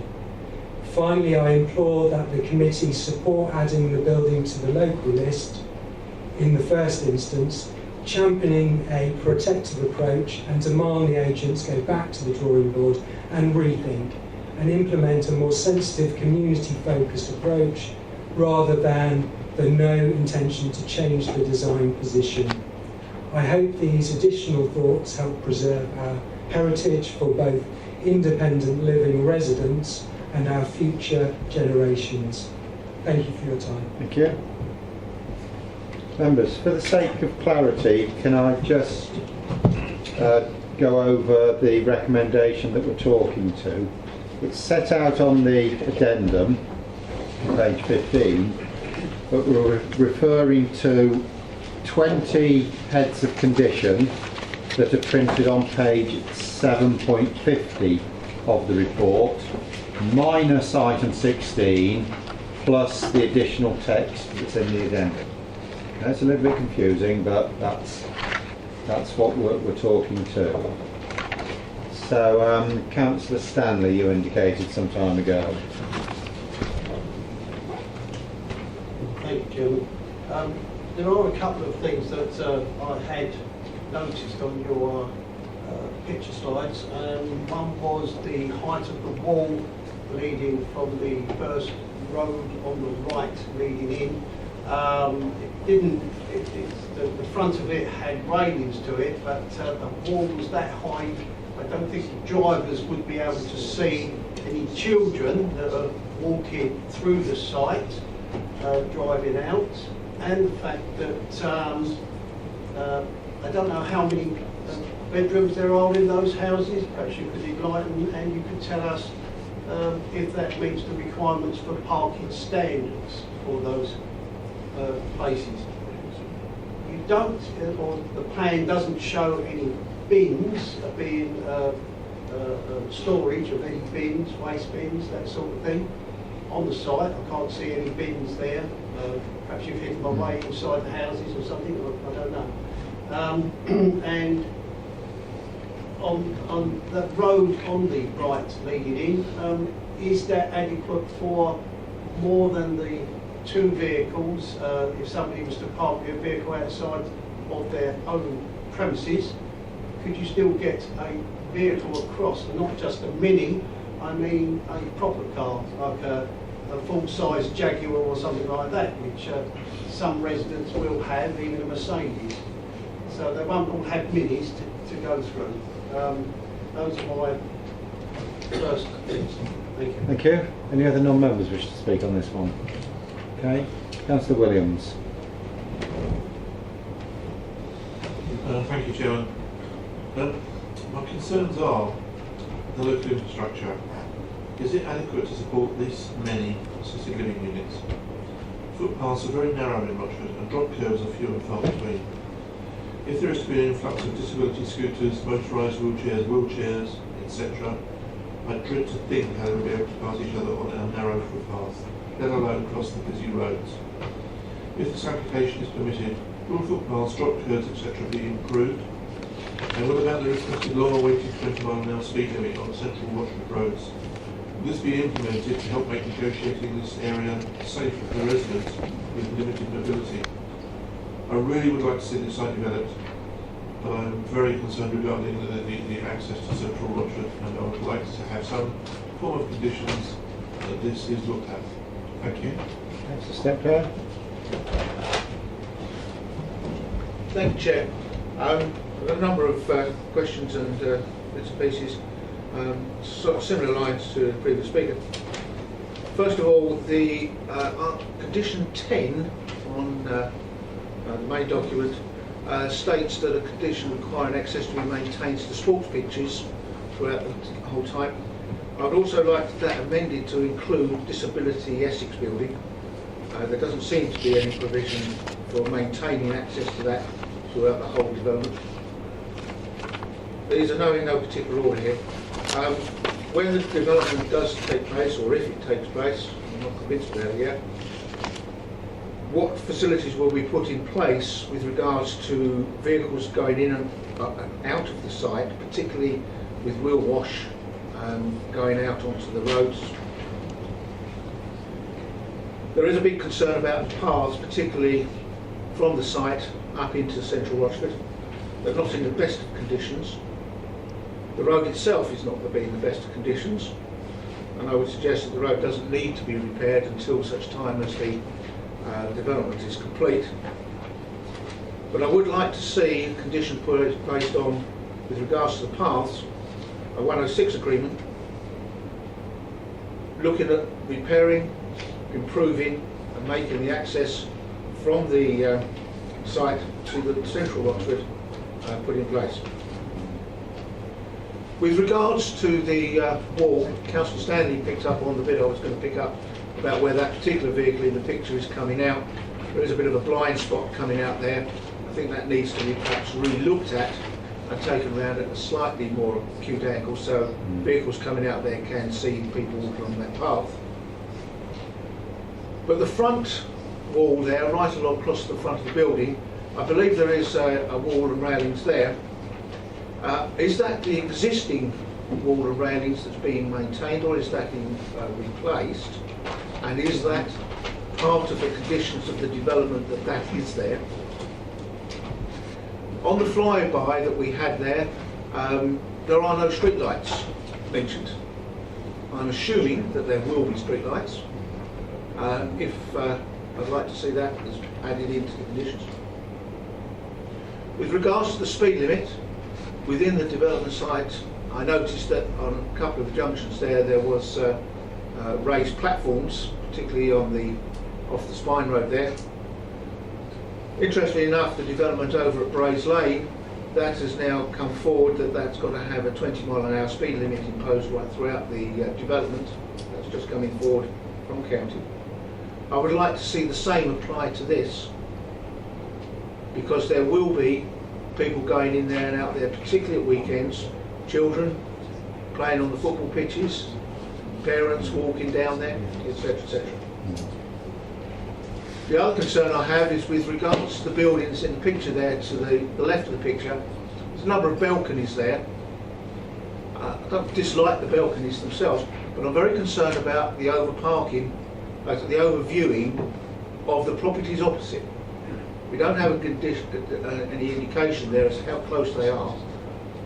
The lower balconies, I don't think will be quite such a problem, but certainly the second floor ones will have quite a view of the properties opposite, and I think that may be a concern to residents there. So there's a number of conditions there I'd like to see added to the conditions, and if necessary I'm quite happy to raise that as a proposal. Okay. Councillor Mrs Hoy. Yeah, hi. Could you just clarify what C2 and not C3? And if you're you, Chairman, I might come back with another question. Councillor Mr Hoy. Thank you, Chairman. So desperately, I've turned the page and lost the page I need, which is always the way, isn't it? With regards to the parking, I'm noticing we've got the application under C2. So the parking spaces are, as I make it, there are 73 units, and we are saying there are 3 visits. It's 1 parking space for every 3 beds, I seem to remember. So that gives 24.3, which I assume is the 25 spaces. So we're providing 25 spaces for visitors and 3 spaces for full-time equivalents, and that means there are no spaces for any residents. In C2, as they're normally described, I probably wouldn't expect many, if any, residents to have a vehicle. This, however, is assisted living, and assisted living isn't mentioned by name under C2 classification, even under car parking arrangements. Are residents of this assisted living banned from having cars? That's the query. I just confirmed that the 25 and the 3 does agree to C2 and it does agree to what Essex say, but I don't think it really clarifies the point of assisted living. Thank you. That's the Newport. Thank you, Chair. As Councillor Steptoe has already mentioned, I've got a concern for the spine road and speed of the vehicles travelling and the amount of vehicles travelling, and I wondered if there would be any traffic calming measures put in place on the spine road, particularly when the foot pitches are in use. And the agent also mentioned about sustainable buildings and that, and we're talking about a lot of cars and that, and I would really have liked to have seen an electric vehicle charging point in there as well. Thank you. Do any members want to add any more questions? Councillor Holly, you want to know? Sorry, because of, as I said, I didn't turn the page and lost the page I was looking for. The additional point I did mean to make on that, which I can't find the page on here at the moment, is that the spaces are going to be slightly under the design guide size for spaces, and it was said, and I cannot find it in the report at this moment in time because I turned the page and lost it, that that's acceptable given the type of classification of the development. However, if the spaces are for visitors and for staff, I can't see why that's a rationale in reducing the parking space sizes. Are there any other questions from members? Because I'm just conscious that time's going on. So we've got questions with regards to wall height, parking standards, bins, the roads and 20 mile an hour, drop curbs, disability Essex access, site construction conditions, adoptable standards of the roads, C2, 3C questions, and the parking standards and ownership. So, there we go. Answers time, please. Right, in terms of parking standards, it's set out in the report. Just find it. Just bear with me.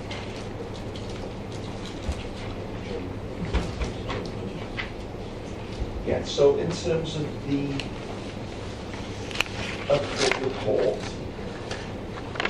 the parking standards is really addressed in point 3, 3.1 and 3.2. So it's clarified that 14 dwelling houses will provide 2 car parking spaces, which complies with the parking standards. And 3.2, independent living, it represents a ratio of 0.52 car parking spaces per unit due to specific nature of residential being C2 as opposed to C3 is deemed sufficient. So in terms of what I would say in respect of that arrangement is, if that arrangement was deemed to be a shortfall, both urban design, Essex urban design and the highways for urban design were commented in terms of that provision wasn't adequate. So in terms of verifying the position of the officer's reports, the non-objection of those statutory consultees which do look at highways and design issues, they've not objected. So from that you can deduce that actually there isn't conflict with policy there. In terms of I didn't quite get the point Councillor Stanley raised about, was it the visibility along the wall frontage? So in terms of the access geometry, obviously it's been designed to comply with the design manual for road standards. The setback visibility from the centre of access at a point 2.4 setback, that's way behind the notional. If you were coming out in your car, roughly your eye line would be obviously looking in each direction. You can't see anybody beyond the wall. Yeah. If you look up there, you've got a car, you can't drive with the car, can't see anybody that side of the wall. Which side, sorry? Well, the side where the kids are. He can't see them, can he? Just carry on. Yeah, okay, I'll So I'm not saying I can respond to that at the moment, but I'll let the chair. I don't quite see the point you're making, but I'll refer that back to the chair. Sorry. The bin storage, the site layout plan doesn't actually show a bin collection area. Agent, please correct me if I'm wrong. But in terms of, there'll be standard, no different to any estate development. There'll be standard provision at a cost of £168 per bin, and there'll be, the bins will be taken out to the road frontage. You will note from the frontages along the Rochway that there's an entranceway there, and it's wide enough to accommodate bin wagons of that nature. So in terms of bin collection areas, I don't consider that to be an issue. The road on the right leading in cannot account for. Yeah, in terms you mentioned, Councillor Stanley, you mentioned parking, didn't you? You mentioned what if someone was to park on the road, on the estate, on the Spine Road? You asked that question. On the right. Okay. On my right, and your right. Yes, so are you asking the question that what would be the implications? No, not there, on that road where the car's coming out. Right, okay. Well, all I can say to that is, one can't account for human nature, it will happen, but, in terms of planning cannot account for every eventuality. That's my only answer to that, really. The road is of a standard, it's up to an adoptable standard. So, but I accept the point that you're making, and you can't account for human nature. Was Councillor Williams mentioned local infrastructure? So, with this application, I think the main points that were raised were in terms of vehicles affecting the integrity of the road surface in connection with probably construction phase. With that, I think I'll leave members take a view on it, but in terms of impacts, we haven't been asked to we haven't been approached by highways in terms of any commuted sums in lieu of any mitigation works in respect of highway infrastructure. There was the point also, wasn't there, in relation to the access to mobility scooters. Again, as part of the process, one would expect that highways would have commented in terms of concern regarding drop curbs. That isn't something that they comment on, at least, but I'm not saying it's not a valid point. And urban design as well have raised no concerns. If, for example, with permeability of a site, in terms of how people move from one place to the other to services, that is an intrinsic part of the design process, and the authority would have anticipated that Essex Urban Design in particular would have mentioned that if it was of a concern. But I think any infrastructure improvements, I think the key word is it would need to be proportional. So there may be a valid point that you're raising there, and in the discussion, I think members should look at proportionality as the sort of the guiding principle. Moving on to Councillor Steptoe mentioned condition 10. Condition 10. Was that in relation to, I think that was in relation to safeguarding access, and what about disability Essex? With that point is taken on board, Councillor Steptoe. Putting that aside, in terms of the planning conditions, Essex Council has a legal obligation to maintain that, so members will have to consider whether, given that legal safeguard, whether the application of the condition would be necessary to safeguard, because it's actually, they have to provide it as a matter of a legal agreement in any case. So I'm not sure whether there would be a need to double up with a planning condition, but I think the planning condition in some way would be aligned. It would achieve that in any case. So that I'll leave members take a view on that. There was Councillor Steptoe mentioned a wheel wash. So I think that it would be in order for the local authority to ask for a construction management plan to basically ascertain and agree all phases of development. It should be in the condition, but obviously we're aware during construction stage there's going to be a lot of comings and goings, there's going to be potential dust, and these kind of safeguards in terms of how construction on site may affect the amenity of residents in the area in many respects, in terms of movements of vehicles, operating hours of building. I think given its residential setting, it would be more than appropriate to formulate purposeful, concise planning conditions that set out operating hours, movements of lorries. So obviously at 5 o'clock in the morning, one would not expect lorries to be delivering anything to that site, whether it's aggregates or sand. So I think that point would be covered by condition, but it would be more in the provision and agreement in accordance with the construction management plan. The road repairs and condition and other paths, you mentioned potentially a section 106 agreement. I think that's open to discussion really. I've got no particular view on that, but it would have to be a section 106 agreement. It's outside the redlined application site. The existing walls were replaced. I think it was comes to Stanley, potentially asked about that, was it? The planning statement makes very clear that the wall and railings, which is a sort of characteristic feature of the frontage, is actually going to be retained as part of the development. Street lights was a good point raised down here, I think. Street lighting. I'm assuming it has to be an adoptable highway. So in terms of the only thing there is in terms of a lighting plan that requires specifications of luminosity of the lights and things. So that would be something that could be conditioned prior to their first installation rather than prior to commencement. As long as that is, the authority has got a role in facilitating development, but providing the certainty about certain parameters before it actually implements that part of the scheme. The issue of the balconies overlooking at the front, it looks onto a street, and the minimum separation distances, 25 metres, are achieved in this scheme. So if it was looking into, if Rochester was some back garden, there would be a very valid concern regarding overlooking, but it's looking onto effectively what is a public domain. The clarity of C2 and C3 use, well, that is really covered in the report. Basically, the independent living accommodation, according to the use classes order, that's addressing your points, the provision of independent living doesn't actually fulfil a dwelling house, according to the use classes order. It doesn't fulfil that criteria. It is covered in the report, and the agent in the updated report also focuses on that. I'll try and find the section for you now. It's covered really under, let's have a look.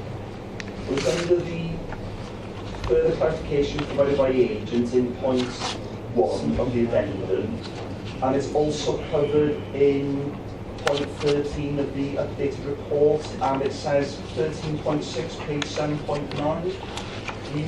The use classes order sets out different categories of residential use and makes a distinction between residential institutions, class C2, and dwelling houses, class C3. There is considerable case law, planning appeals and in the courts on the definition of both. There is no government guidance on which use class order extra care housing falls into. There is a decision to be made depending on the individual circumstances of the case, but in conjunction with the housing officer, things have moved on in sort of our consideration of this matter, because you will remember initially, linked to the affordable housing provision, the applicant indicated something to the provision of 41.6 affordable housing delivered in phase 2, something of that nature, and it was Essex Housing's interpretation of the use classes order really, so that led it to that sort of summary. But looking at the use classes order and looking at the planning policies then that we have before us, it's clear actually that this development, according to the case law use classes order, does not fall within the definition of C3. And the implication of that is I think it's policy H4, I think it is, that requires affordable housing. It doesn't trigger that requirement. And given then that the remaining site is under 0.5 hectares, it's covered in the report somewhere, neither does that trigger the requirement for affordable housing. The agent is covered in the report. The agent has indicated that there's 2 phases, if you like, that cite that the phase 1 development, the extent of that phase 1 development hasn't been purposely minimised to a site area below the required triggering point for the provision of affordable housing. So, in fact, I think it's point 13.6, page 7.9 that answers your question on the distinction between C2 and C3. And then there was the Spine Road traffic calming measures and parking along that road.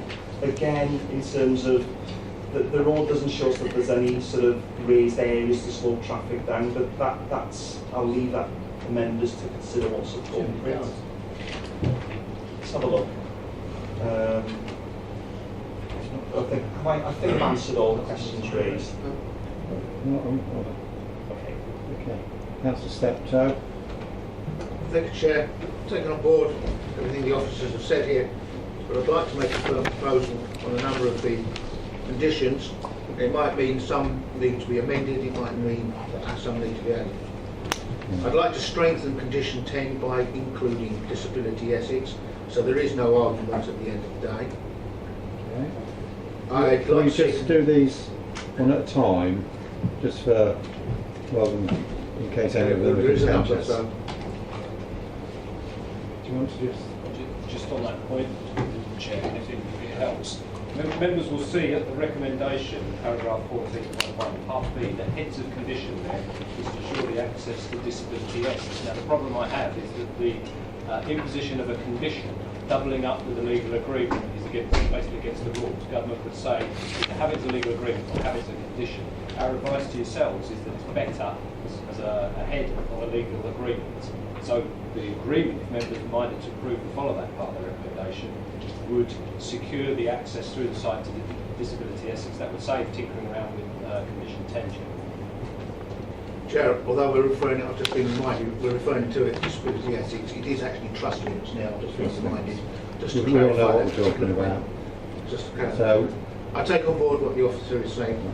okay, thank you. Next one. With regards to the wheel wash, the management plan, I'd like to see that condition added to the thing, if the committee is mind to approve this. Members, construction management plan added? Yeah. Next one. With regards to the paths, when the 106 agreement, just to perhaps take that forward a little bit, because it's difficult for us to put a figure on that or say exactly what is needed, can I suggest that a 106 agreement put in place for the ward councillors working in conjunction with officers and the developers to look at the footpaths and agree on what improvements need to be made in terms of making it more disability friendly or buggy friendly? I think we might have a problem with that because none of the statutory consultees have made any request in such area, particularly Essex highways. We're going outside the area of the application, and the section 106 is rather a big item for us to simply stick on as a condition. I don't think that would be appropriate at this time. I'll just take some professional advice here. Chairman, it's a matter of proportionality. I think members are suggesting that the distance between the site and the town centre would be up for review, if you like, the crossings and the widths of the footways. Well, you have to come to a view that the impact of the scheme, we're talking about people who would likely a greater use of mobility scooters, so they take the plunge and want to get all the way to the town centre. But it's a disproportionate request based on this scheme. You have to be careful that if this was when it was challenged, that a government inspector might say that we've perhaps got a shopping list in mind to improve the paths of the network, and overburdening the applicant in this case to fix that problem. It may be that the applicant could be agreeable to making a contribution to those works as part of a scheme perhaps that members could push forward to the Highway Authority. But then we'd have to consider if the applicant would agree to that, how long that money should be held to allow schemes to be surveyed, produced and implemented. So I'm more comfortable with a proportionality like that, rather than be asking the applicant to basically fix the pavements all the way to the town centre. I accept the sentiment entirely, but I have to advise you that it should be proportional to the harm generated by the scheme, and I'm not sure that a scheme of this magnitude justifies the works to complete pavement network all the way to the town centre from the site.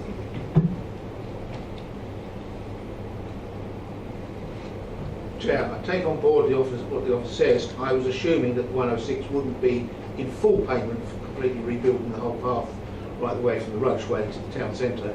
I was assuming that that would be a contribution, but I'm afraid for me this is quite a deal breaker within the whole scenario, because it is a very important part. So I would like to see something put in there to actually improve that as it is.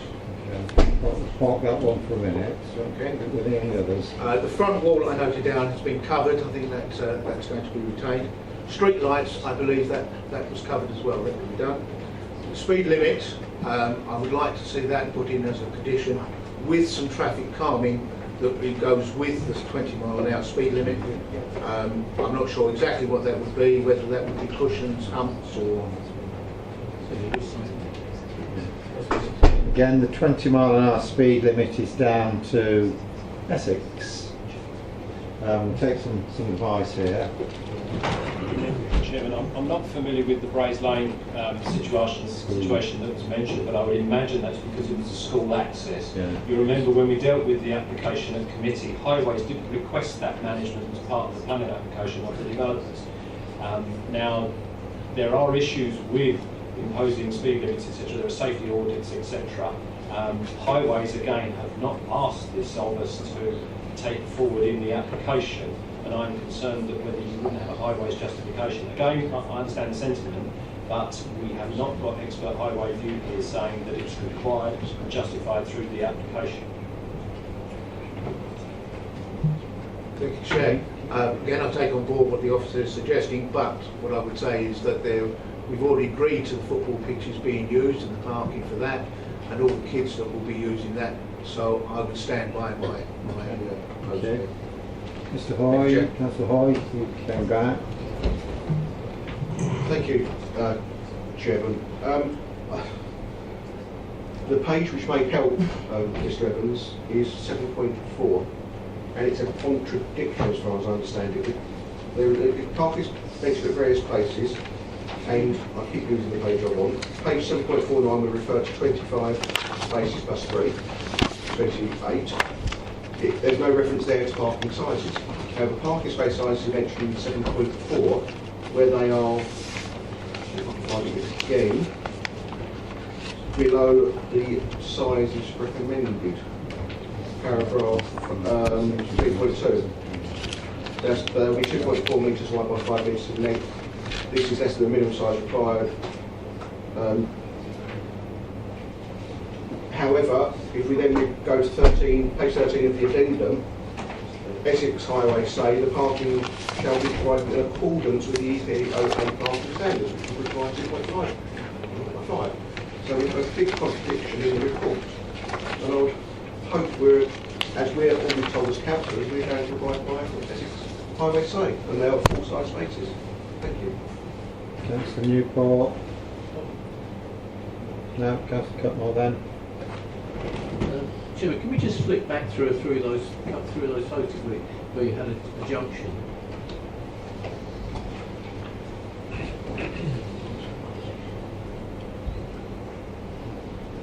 Keep going.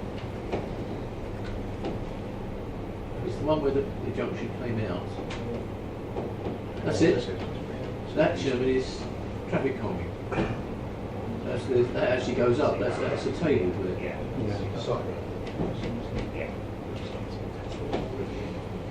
Just wanted to clarify that, Chairman. And also, if I may, I think the point of the addendum is that overrides what was previously within the report. So I think Councillor Hoy is absolutely right. Those sizes should be, as stated, in accordance with that proposed, which is correct. Thank you.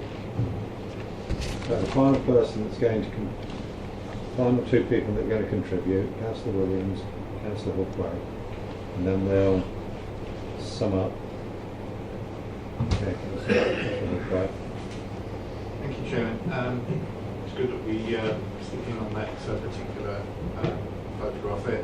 I do agree with Councillor Cutmore that that looks like there is a raised section in the entrance to that side road there. I'd like to add a condition that to help in traffic calming on the main Spine Road, that it's a raised platform that includes the Spine Road as well as the entrance area.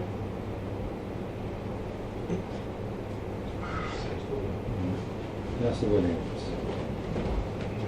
Thank you, Chairman. I'd like to take this opportunity to second Councillor Steptoe's proposals. Okay, right.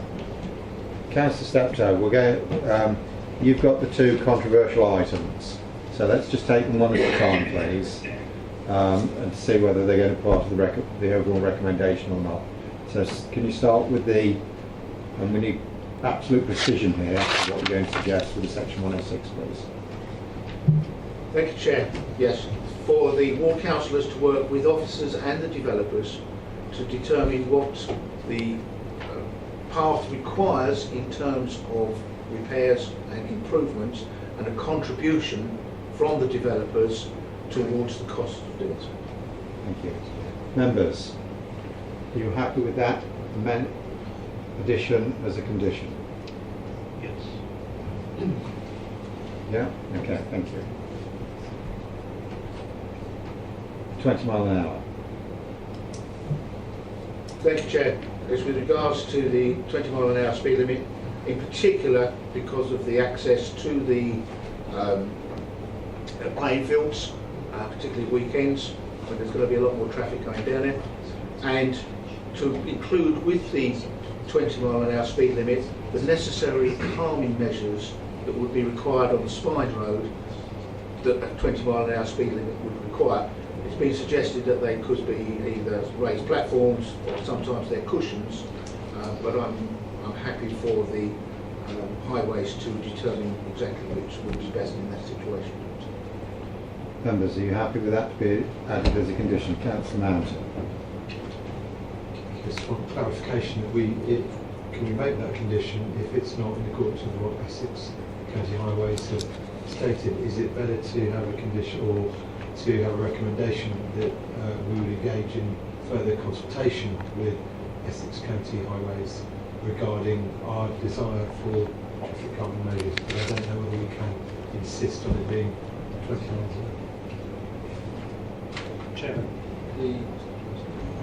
the specification ultimately for the road would be that for the county highway. If members of the council have its playing powers to impose a condition, the problems begin if the applicant looks to challenge that imposition.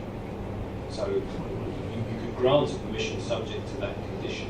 It's whether it would withstand any offence. The applicant may choose to agree with you and seek to uphold it and negotiate with the council that these things are done. The applicant may take a different view, but it's unnecessary and over and above what is reasonable to be required, and then challenge that through an appeal. And that's our concern for a defence. We wouldn't have the support, so it seems, from the County Highway Authority, so we would be alone on that, and we wouldn't have the expertise to justify it. But it's members to make that call. That's why we're saying what we're saying, is that the County Highway Authority have looked at this, they found it acceptable on highway grounds. We're debating the idea of putting further spec into the highway that they don't seek. That's our dilemma. Steptoe. Thank you, Chair. I'm quite happy to take on board a form of consultation, but I would still want to push that matter forward that should be taken. Right, members, as I'm seeing it at the moment, we have on the addendum the recommendation that points us to page 7.50, the 20 heads of condition with number 16 being removed. We have the additional words that are printed on page 15 of the addendum. We have an additional condition about a construction management plan. We have an additional condition regarding the ward councillors working with the developers for contribution towards some highway improvements on the routes towards the town centre, and we have a form of words to be clarified with the officers with regard to the specification about controlling speed within the spine road of the site. I think that's a fair sum up. So then, members, based on all of that, we have the recommendation for approval. Those members in favour, please indicate.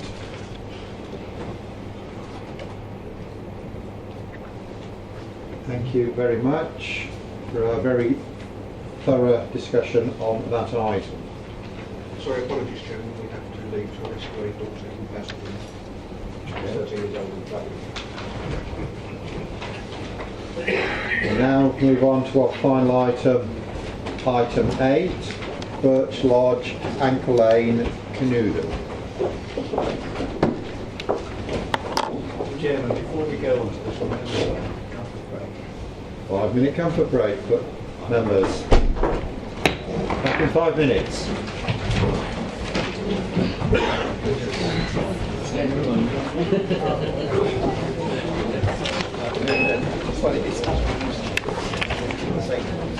Very specific.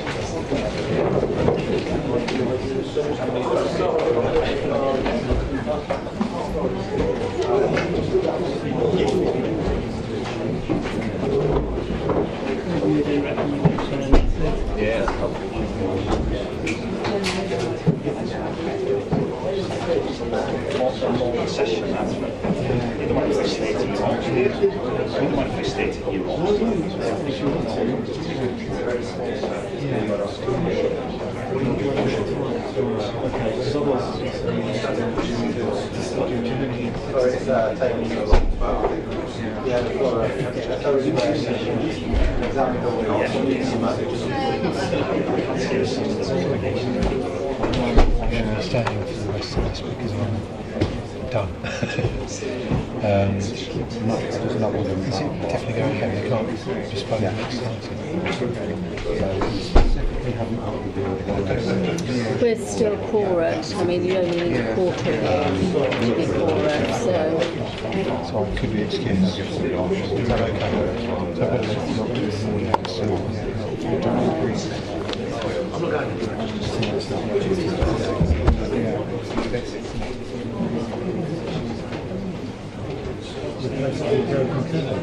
Sorry, but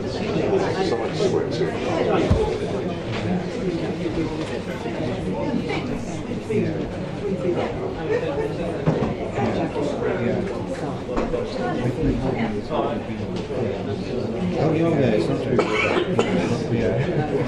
That could have gone wrong, wouldn't it?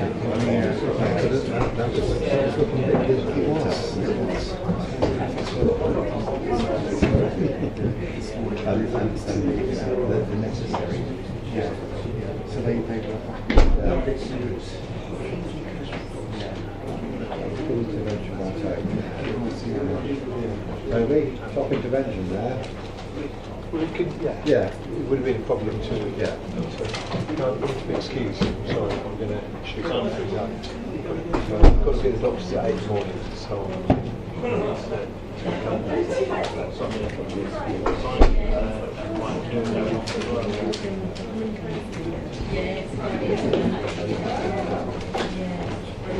Not the best one to get. It's flickering. To get them out to look at them, I think.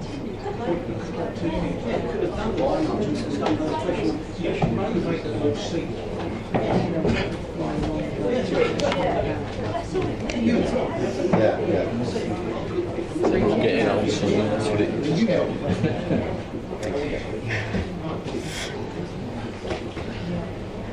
Well, yeah. And that's worth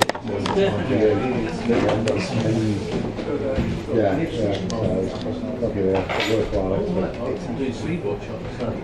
Alright. I've got to be into it. Well, they should do speed watch because I might have to miss that. Only over in Alright, that's all right. for long, don't break.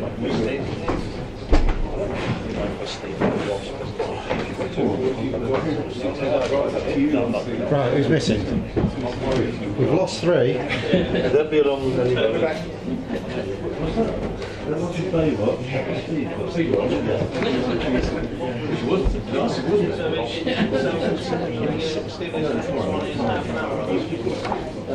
Maximum.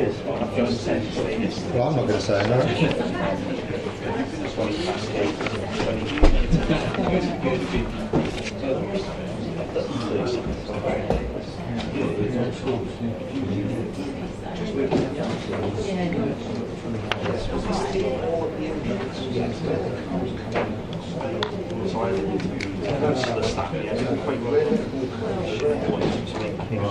I'm going to go round them up. Yep. We've got to get back to Chelmsford and at least one of us needs to be functioning tomorrow as they go.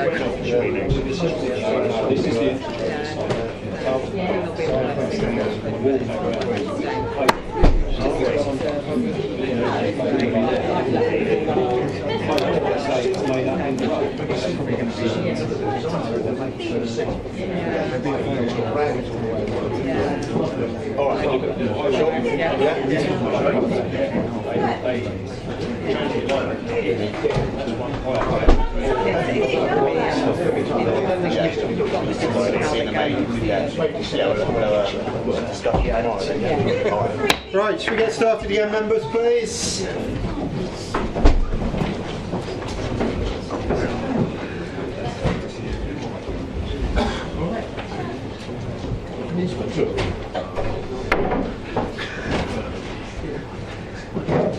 Okay. Unfortunately, a couple of 3 members have had to leave for other commitments. So everyone that's Okay. So final item, item 8: Birch Lodge, Anchor Lane, Canewdon. Rob.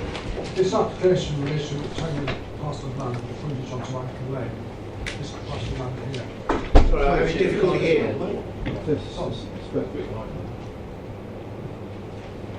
The topography of the site, to the north and east, an estate front of distinctive 1960s designed housing.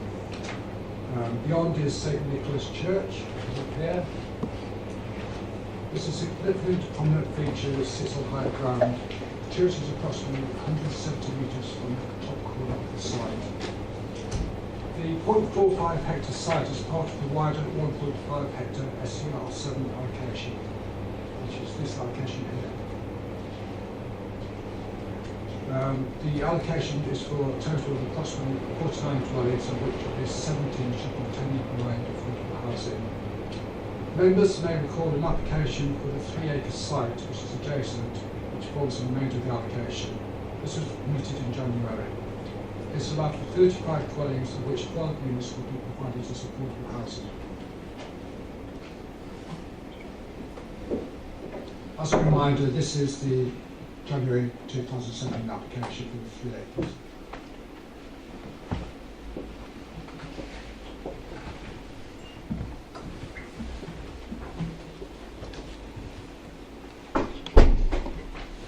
This proposal is for a total of 14 dwellings to make up the remainder of the SCR7 allocation. 2 of the properties will be detached dwellings with the frontage and access onto Anchor Lane. The remaining properties will be accessed through the adjacent 3 acres development site.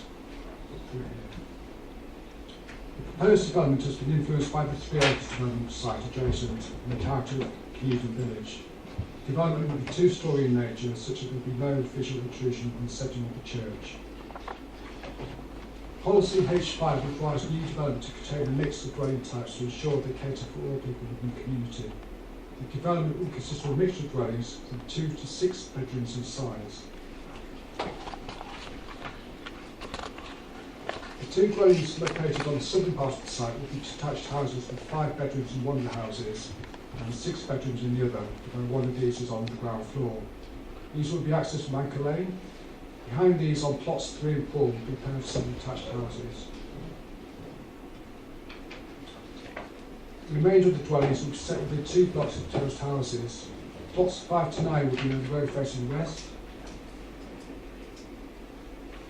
The remaining plots 10 to 14 will be in the block facing south at the top. As you can see from the elevation plans,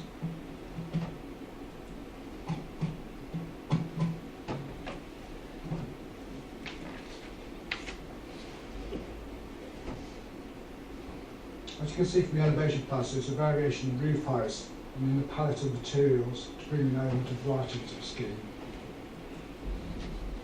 All dwellings are provided with private amenity areas which exceed the minimum standard. The national space plans for each dwelling are also met. Parking is integrated within building plots with the use of small parking courtyards with areas of landscaping to prevent major damage of hard surfacing. The parking bays will be all of permeable material. There will be a total of 36 parking spaces, with 2 spaces for each dwelling and a further 6 spaces for visitors in accordance with parking standards. The 2 dwellings at the front would each have a total of 2 private spaces outside and also a gouging for a further space and also a visitors parking for each dwelling. The houses to the rear, the semi-detached houses and terraced houses will have 2 spaces each, and then there'll be visitor parking at a total of 4 spaces in accordance with the 25% standard. The dwellings have been designed to be offset from existing dwellings and proposed dwellings on the 3-acre site to avoid direct intervisibility of opposing units, such that the parking areas on this plan will be directly opposite the houses to the east, and the houses will be opposite parking areas on the dwelling to the east, and to the west as well. Soft landscaping would also be used to strengthen existing planting to obscure visibility between the existing flames and proposed ranges on the adjacent site as well. Officers did not consider there would be direct overlooking as a result. And furthermore, separation distances prescribed on policy are satisfied. Policy H4 requires at least 35% of dwellings of 15 or more units to be affordable. Although the proposal is for 14 dwellings, and thus below the threshold, it remains part of the wider SER 7 allocation, and the requirement is also sought for affordable units on this site. 5 dwellings will be provided in affordable units in accordance with the policy.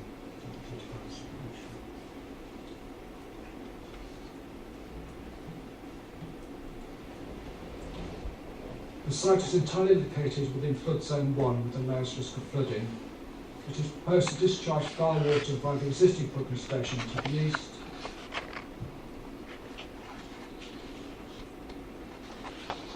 Surface water will be discharged by a new pumping station located at the front of the site, which will be connected to the existing manual on Anchor Lane. Where possible, permeable material for hard surfaces provided to use runoff layers. There is also a total of 75 cubic metres of attenuation measures.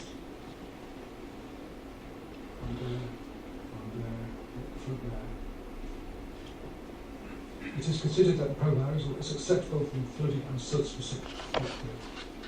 The application proposed development on land allocated for residential development.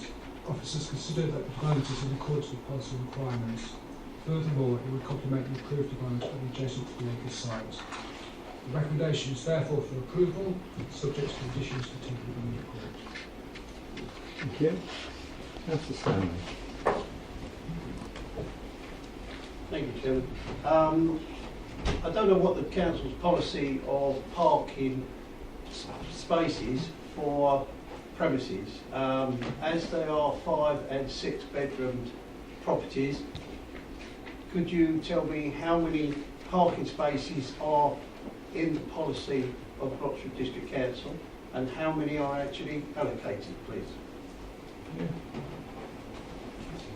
Are there any other members wishing to make any comment?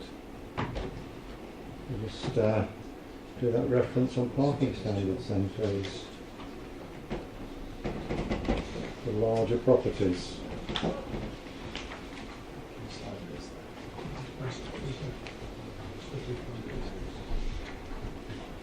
Just say that the 5 and 6 bedroom properties at the front have got a garage and 2 spaces in addition to the garage as well, and also a visitor parking space. So that's a total of 3 spaces plus a visitor parking space.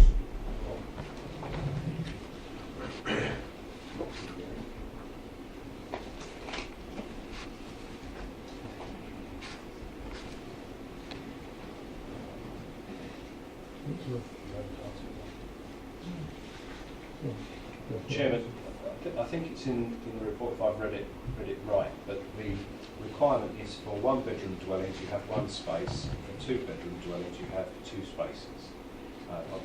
More than two bedrooms is two spaces, and also a quarter of a space of visitors now. If I've read the report right, so Rob's checking for me, but I think the parking provided exceeds what would be required by one or two spaces. It's highlighted point 5.61, it actually exceeds the parking requirements per side. Members, there's a recommendation printed on page 8.31 going to 8.32. Move the recommendation for approval. Those members in favour of approval, please indicate. So everybody, that item is carried. In that case, it concludes the meeting. There's no more. Yeah, there's no more. Thank you very much. Meeting closed at 6 minutes past 10.